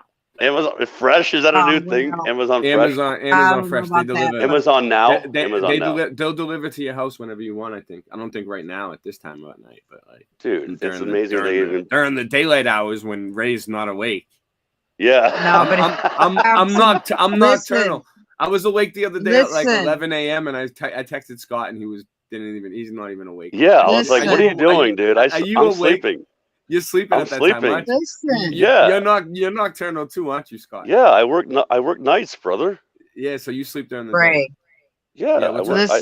What's up? If you're patient, I could do you one better, possibly. Yeah. Ray's patient? No, I mean I have plenty of coffee most of the time, Jenny. I go to Costco and I'll get like big But coffee. you might get some. Special for Christmas. Maybe. I mean, I don't celebrate Christmas, but I'm sure you do. So I'll send you something for Christmas. I might be sending out some Christmas gifts this year. You should shout out to Paraplegic Bear. You know, from Owen Benjamin's. He's Paraplegic Bear. He'll send you some coffee, dude. I bet you.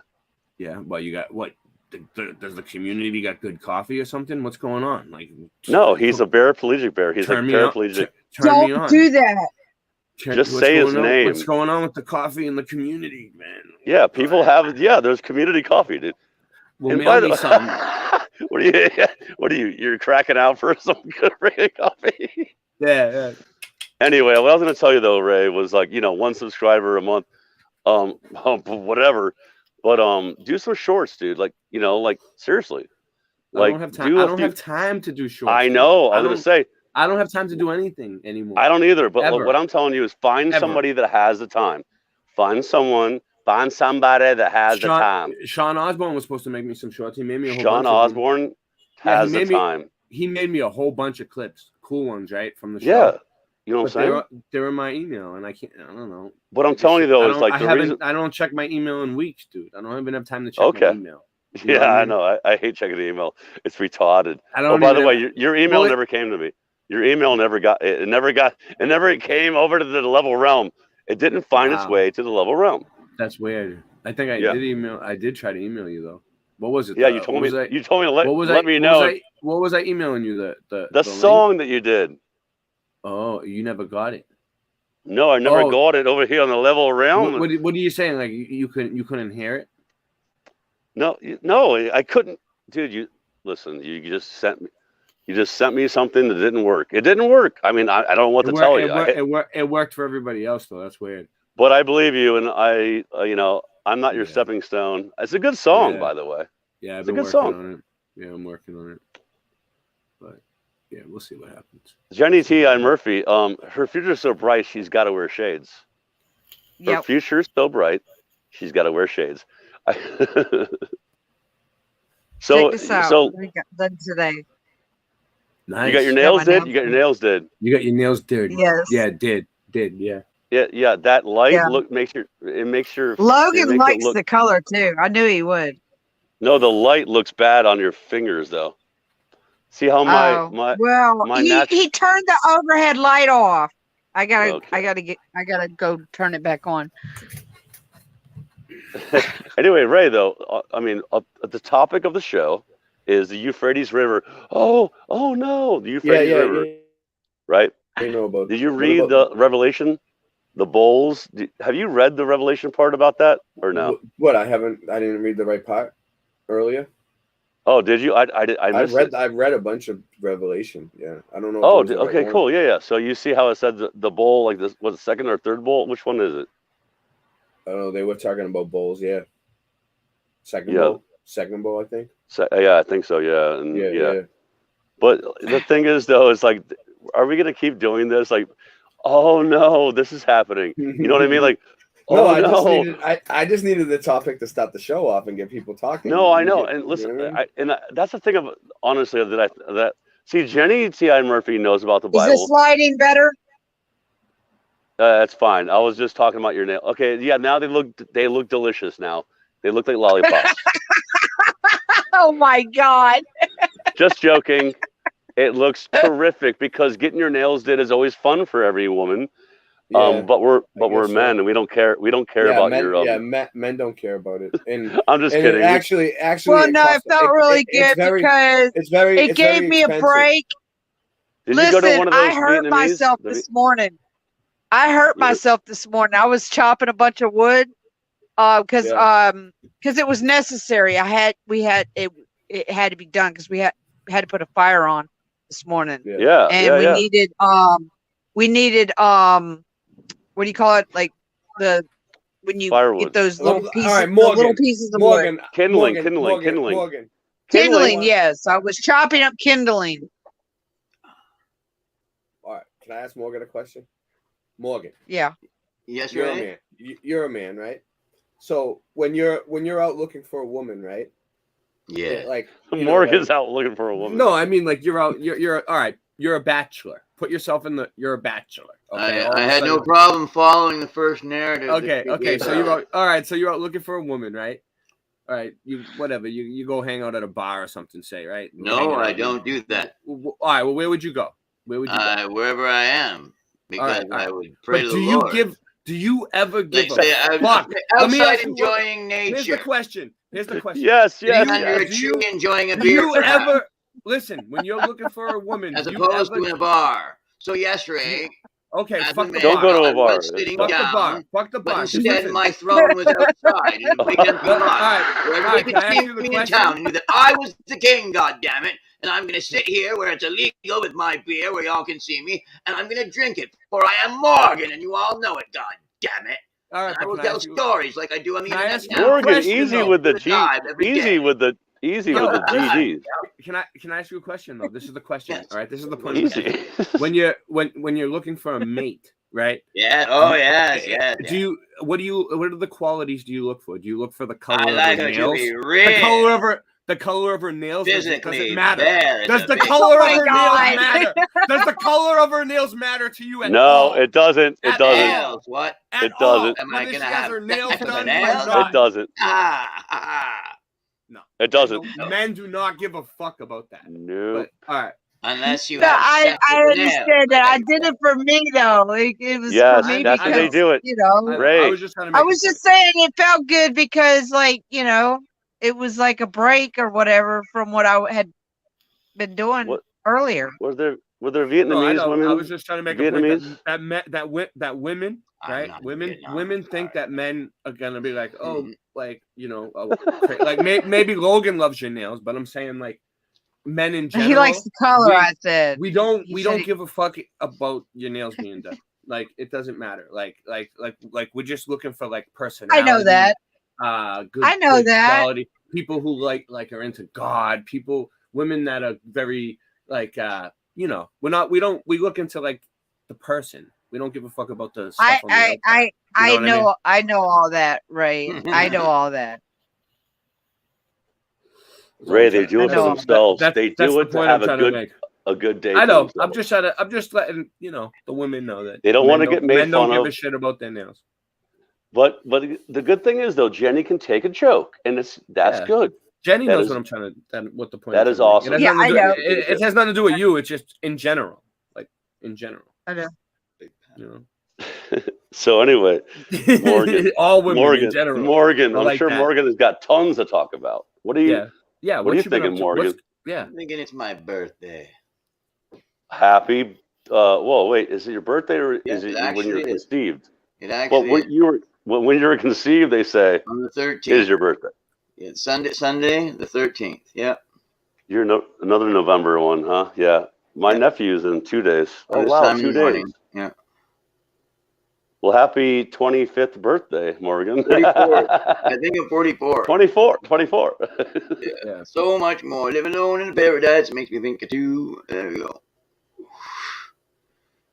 How's it up there in the America's hat? It snowed. Cold? It snowed today yeah. for the first time.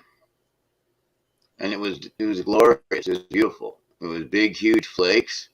Yeah. Oh, okay. It was a nice day. It was like, it was a really beautiful snow. I've got it in my post. I recorded it, and it was nice. It was really relaxing. Cool. Really nice. And you're in what area again? I always forget which Right area. near the border, like most Canadians. No, I'm saying which. Ontario. So it's Ontario. Okay, yeah, you're Windsor, Sarnia, Toronto. It's either Vancouver or Toronto. Montreal. You just said most Canadians live near the border. Yeah. Yes. Why?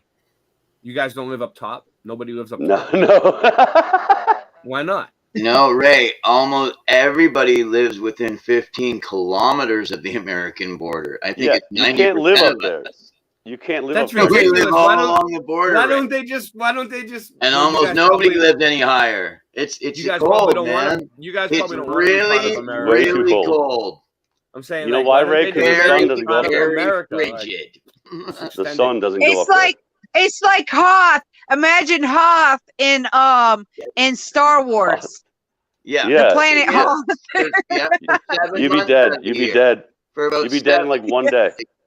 I mean, well, actually 6, but I mean, the other one's like it's pretty wicked rest. But I'm saying, yeah, it looks like Hoth 6 months out of the year, and then you get like a little bit of a break in the 7th, and then you get a regular 5 months.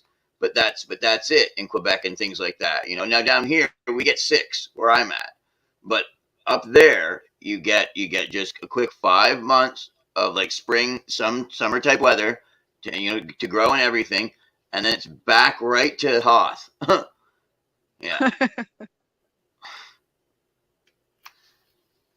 And it's expensive and everything because you have to have a heated inside, and they're not doing it the old ways. So they're doing it with electricity or gas or however, and that's insane. I cannot believe how the native communities do it up there, but that's how they've been doing it. At the same time, Inuits. Yeah, the Inuits. It's unfathomable. Except, I guess, with computers now, maybe. I mean, with the internet now, I imagine, like socially and everything, they've probably gone up a bit because everybody can interact a bit more, in the same community, and hopefully. You mean move more north? Yeah, I got something. I mean, fishing community, that'd be interesting though. So Ray, really quick, I wanted to ask you something. No. Hold your questions. I'm sharing. Hold all questions. Hold all questions. I'm sharing. But you can hold it. Just wait. I want to share. We have something called the Northeastern Massachusetts Law. Here in the northeastern part of Massachusetts, we have something called the Northeastern Massachusetts Law Enforcement Council. They come in when there's big incidences or situations such as need for SWAT or even something like the haunted happenings in Salem, Massachusetts. Screen, I will leave the link to in the description. There is a contact section on that page as well. So in layman's terms, NEMLEC is different police officers from agencies all around the Northeast. This is the haunted happenings in Salem, Massachusetts. Here, there is a group of NEMLEC officers from different agencies standing in front of a Honeydew Donuts, just standing around chatting away. This is what I would find often, as you will see in a second. I go to another group of cops, as I like to call them, in a pig pile. They're standing around until I show up with my Pig cameras. pile. One A of the pig pile. Somerville officers does not appreciate what I'm doing and tries to use intimidation tactics. Let me know what you think in the comment section down below. Little pig pile over here, kid. Remember, guys, not all videos are for everyone, but I always have the chapters down in the description to bring you right to where the action is. Right on. I'm sitting with my mouth open. Just remember, I really like this. Pig pile. This is my boy, dude. Yeah, accountability for all.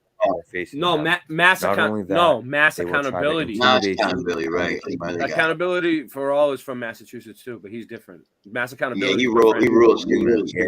Yeah, he's pretty cool, but mass accountability is my friend. So they can continue to stand around and do nothing.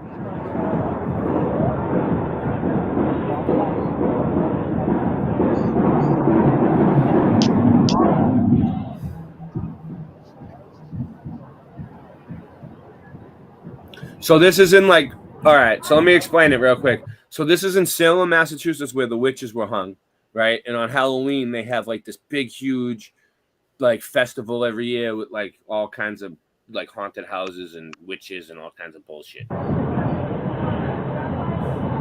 Seems like they shut down a couple of streets in order to have a parade. Dude, it goes Morgan. It goes on for like 4 days, dude. It's not just on Halloween. It's like the 4 or 5 days of before. Oh, cool, like Mardi Gras. It's like the whole week of Halloween. Yeah, all these places. Yeah, it's like Mardi Gras. Yep. Yeah, it's just. That sounds like Savannah. They make a lot of money off of the Halloween. You know, well, I would hope so. Everybody Savannah goes does there. that for every festival. Sergeant, this seems a little uncomfortable.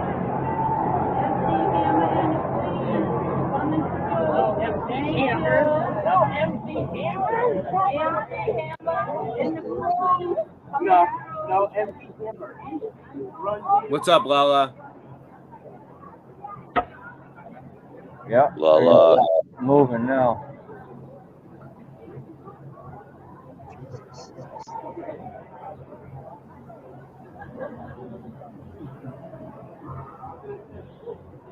Told you. Break up the little piggy pile.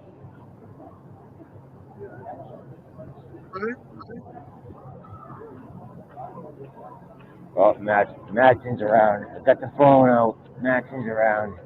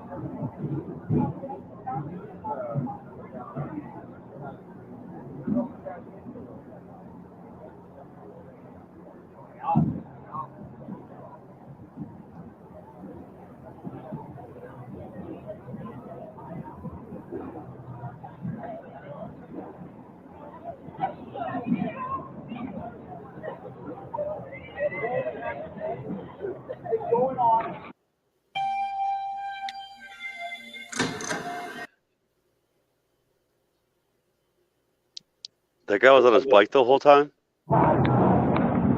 Yeah, man. He dude, he rides his bike everywhere, and he has he has like a fucking thing where he gets all the calls before they do, and he gets. Oh to yeah. He's got a scanner. He gets to them. He gets to the calls before they get there. Yeah, exactly. He does. He does all the time. Yeah, I know. Yeah.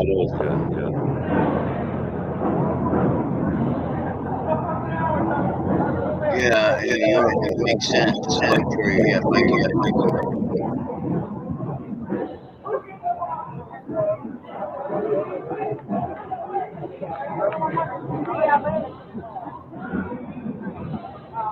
So is what they're doing? Are they hired in order to have a presence there? Yeah, I don't know. It's just What do you on know? Halloween they have a whole bunch of cops there. We got Gross over there. In order to have a presence so that people don't fuck around. Yeah. It's all families with kids and stuff like that. So Yeah, they gotta protect it. I hear you. If you're there with your children, if there were no cops, you might look around and go, "Look, I wouldn't mind a couple cops in a car." Yeah, like there's I you see understand. everybody brings their kids there. Yep. Night for Halloween for people to go and dress up like monsters and act stupid. But then you have like people on Halloween, like there's colleges nearby and stuff like that, where like the kids come out and all they got all fucked up. Right. And it doesn't mix. You got assholes trying to cause problems, and then you got families trying to have fun with their kids. This little piggy Exactly. went all the way home.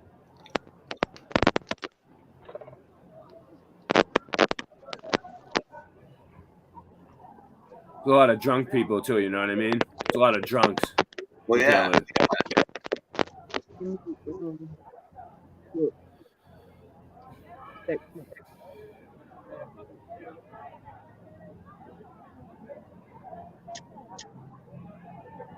But it seems like he was filming their license plate. They didn't say nothing to him, and now he's like kind of creeping up behind them with the camera, and they're kind of paying attention to him, but not really. They're like, no, he's there, but they're not sure what he's up to. It sounds like they're gonna say something to him in a minute, I bet. At this point, I don't think it's uncalled for. You've been filming us for 15 minutes. Just wondering what you're up to. Yeah. Can't do that.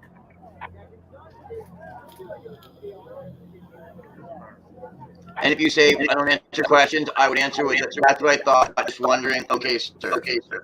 He says that all the time.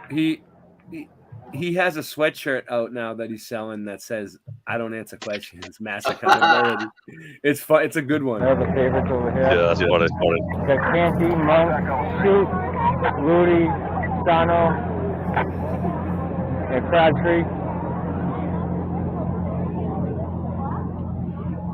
We have these five over here. Don't have any clue who these guys are. They're all part of them. They're probably part of another, a whole bunch of different agencies.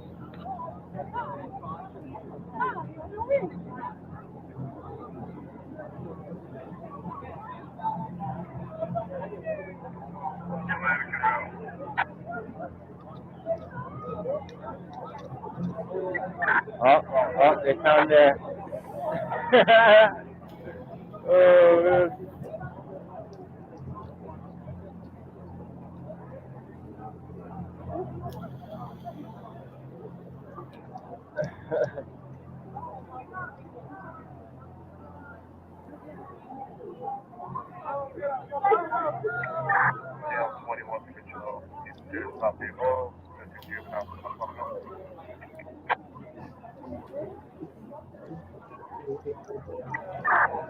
Sale 21 to all units. Be on the lookout for Jeremiah Santiago, DOB 6905. He is a black male. Something's going on in there. Yeah, Jeremiah. You hear a scan. You hear the scanner going off. So some.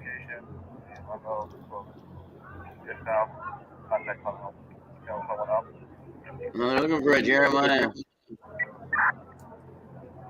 22 has it. You're going in there looking for him there. They're going to pick up Mr. Jeremiah.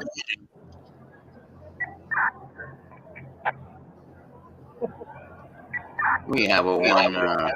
Your son being custody, Mr. Jeremiah. And Alpha Tango. Here's T-shirt.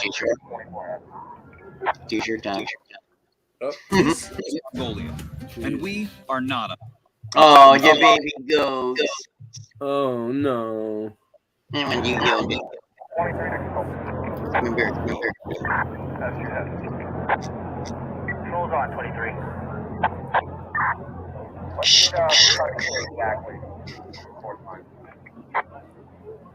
Got him at gunpoint. What you gonna do when the sheriff comes after you? Go. Hey, what's your name and badge number? Hey, you. What's your name and badge number? Up, here he goes. What's your name and badge number? Hey, you're in the city of Salem. What's your name and badge number? I asked you a question, boy. Name and badge number. What's your name and badge number? Massachusetts law, chapter 41, section 98D, you must identify when public asks. Actually, you must show me identification card. What's your name and badge number? What is your name and badge number? Hey, Tyrant, what is your name and badge number? It's easy. You tell me, I go away. What's your name and badge number? What's your name and badge number? Be professional. You're in the city, patrolling the city as a police officer. What is your name and badge number? Hello? Name and badge number?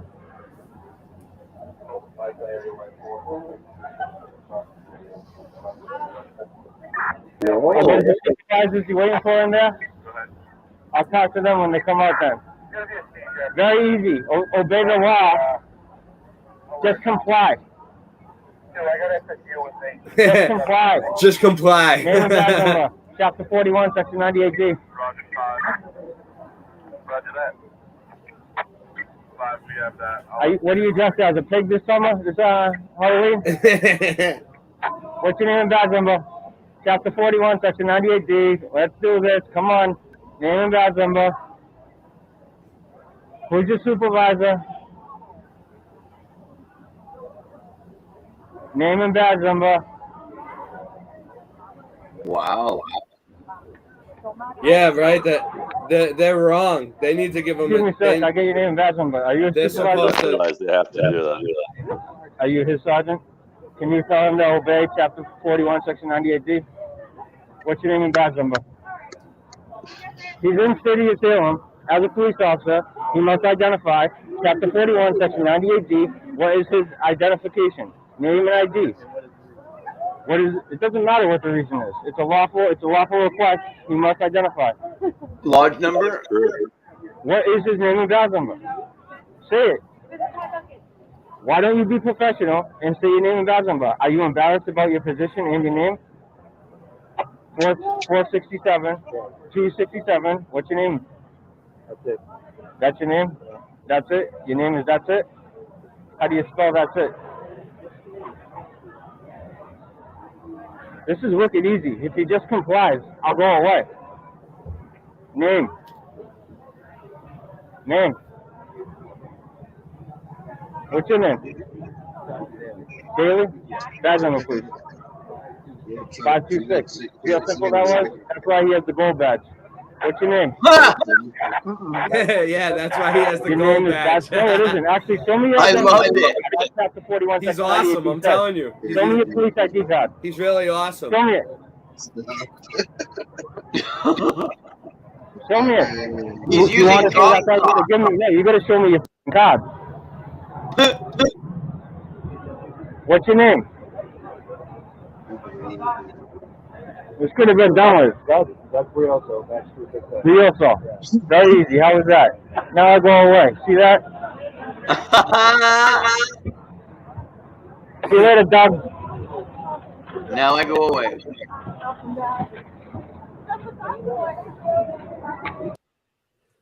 It teaches kids that they make themselves out to be moral people and soldiers, and they're not. They're parking meter attendants. Yeah, exactly. They work for us.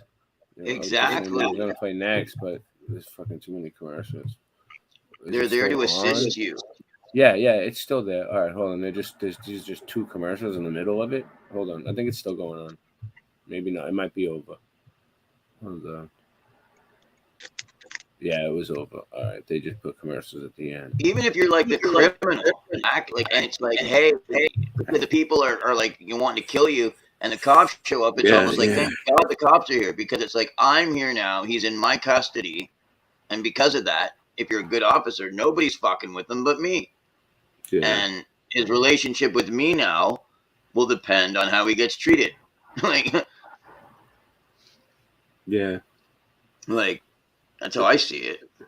It's like you're not messing with my guy either, because for all I know, you guys mess with this guy all the time. He's really hot. He's really hot on the cops, man. Oh yeah. But what time is it then? I'm pretty much assed out. I don't have any coffee. I would stay up later, but it's like 4 a.m. I'm about to end it. But we had a great stream. Oh, I really liked your show, man. It was really good, actually. The show was good. Yeah. Tonight, yeah, we did pretty well. Thank you, Jenny, for coming on. You know, anything else you want to say, Jenny, before you go? What have you been up to? You been doing any meltology stuff or anything? You've been looking at mountains and stuff? We haven't really been able to do a whole lot right now. It's been snowing and it's been cold. Oh, it's snowing. That sucks. Oh yeah, we've had snow. We've had snow on the ground for a while now. Yeah. It snowed today for the first time up here in Canada. Oh, it's gonna snow. Yeah. I was live with Paraplegic Bear, the coffee guy. Yeah. He'll drive all the way across country to give a guy stuff. Crazy. Yeah. I was having trouble getting on with him too. It was weird. He was like, but yeah, I've known him for a while. Paraplegic. Yeah. He goes on long drives. That's the thing. Sometimes he'll want company or whatever. He'll just want to talk to somebody. Yeah. All right. Well, I'm gonna. Jim Well, Bob. we might have something soon. Yeah. No, that's cool. Because like we might be making a trip over to Idaho soon. So if we do that, we might see something on the way or whatever. Yeah. Yeah. I'm always. Yeah. I mean, there's a ton of stuff around me. I don't have like the time during the day to go out and just film buildings all day anymore. I wish I did. It was so much fun. Well, it lasted. Well, anyways, I guess I'm gonna end the show, but I love all you guys, and thanks for anybody who supported me, and I'll see you guys hasta mañana. Oh, Sean's here. Last minute, Sean Osborne. Hey, what's up, Sean? I was just about to end the show. What's going on with you? I just want to make sure you're not going to get a chicken, huh? He's still doing the thing. I can't. Anybody, if you have an opportunity to get a chicken, do it. I don't think you can have chickens for the people who can't. Oh, I don't know. I wouldn't want the responsibility For the people who can't. I love it. I gotta take care of kids, man. I don't get the responsibility. Nice. That's cool. I don't want to take care of any chickens, man. I don't even like having to walk a dog. Sometimes that gets tough, but I do it. Well, then you shouldn't have bought the yo-yo. I told you, Sean, earlier. He wasn't talking about chickens. Oh. I've always wanted chicken because I lived on a farm and I had to kill them and always eat them. I never got to keep them. Oh yeah. So you eat. Yeah, I eat chicken too. I'm not a complete vegetarian yet. It's a yet. I'm deciding. I'm still, I'm on the fence. I'm on the fence about the whole thing. I wouldn't. I wouldn't. I tried it. No. I mean, I love food. I love food. Just leaves. I got so fucking weak. Leaves and nuts, leaves and like nuts and like I had no fucking energy. And I got very anemic. I got like severely anemic. Yeah, I'm not gonna do it. Protein's your friend.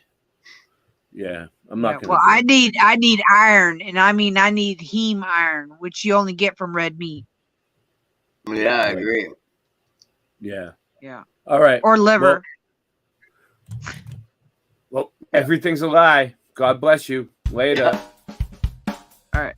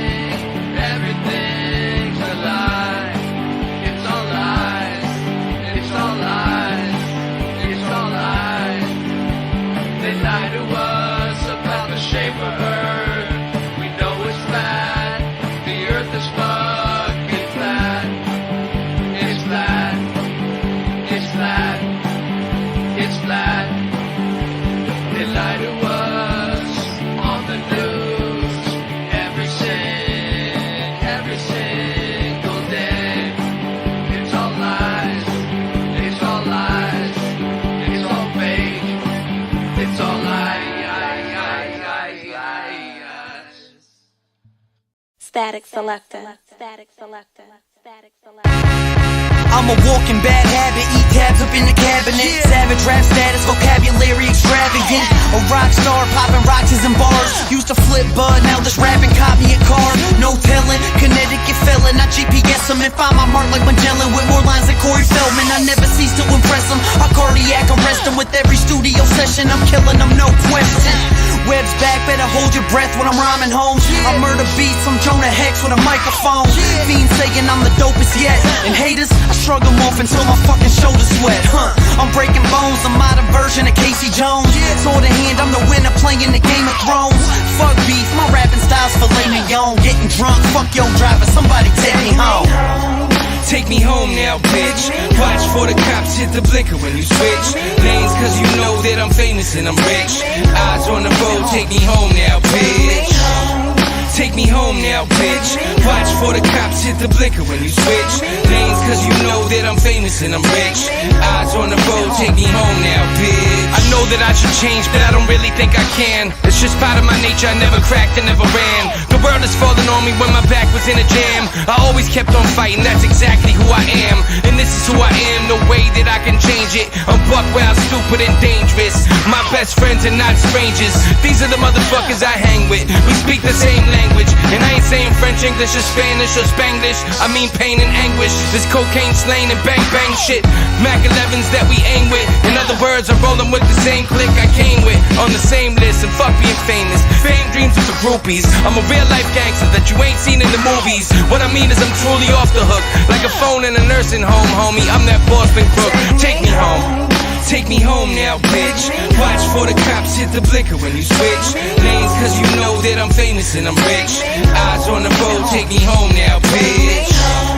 Take me home now, bitch. Watch for the cops hit the blinker when you switch lanes, cause you know that I'm famous and I'm rich. Eyes on the road, take me home now, bitch. I damage tracks so listeners always ran it back. Always with a half ounce stuffed into a sandwich bag. I kill it quickly and always keeping the realest with me. Stealing all the fucking insulin from Wilford Brimley.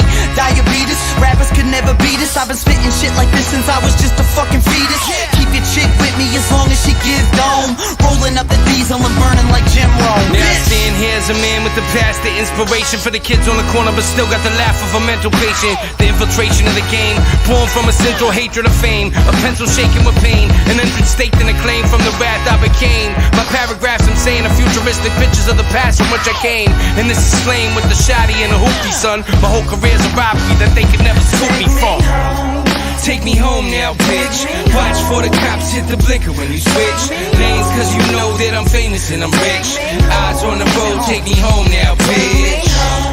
Take me home now, bitch. Watch for the cops hit the blinker when you switch lanes, cause you know that I'm famous and I'm rich. Eyes on the road, take me home now, bitch.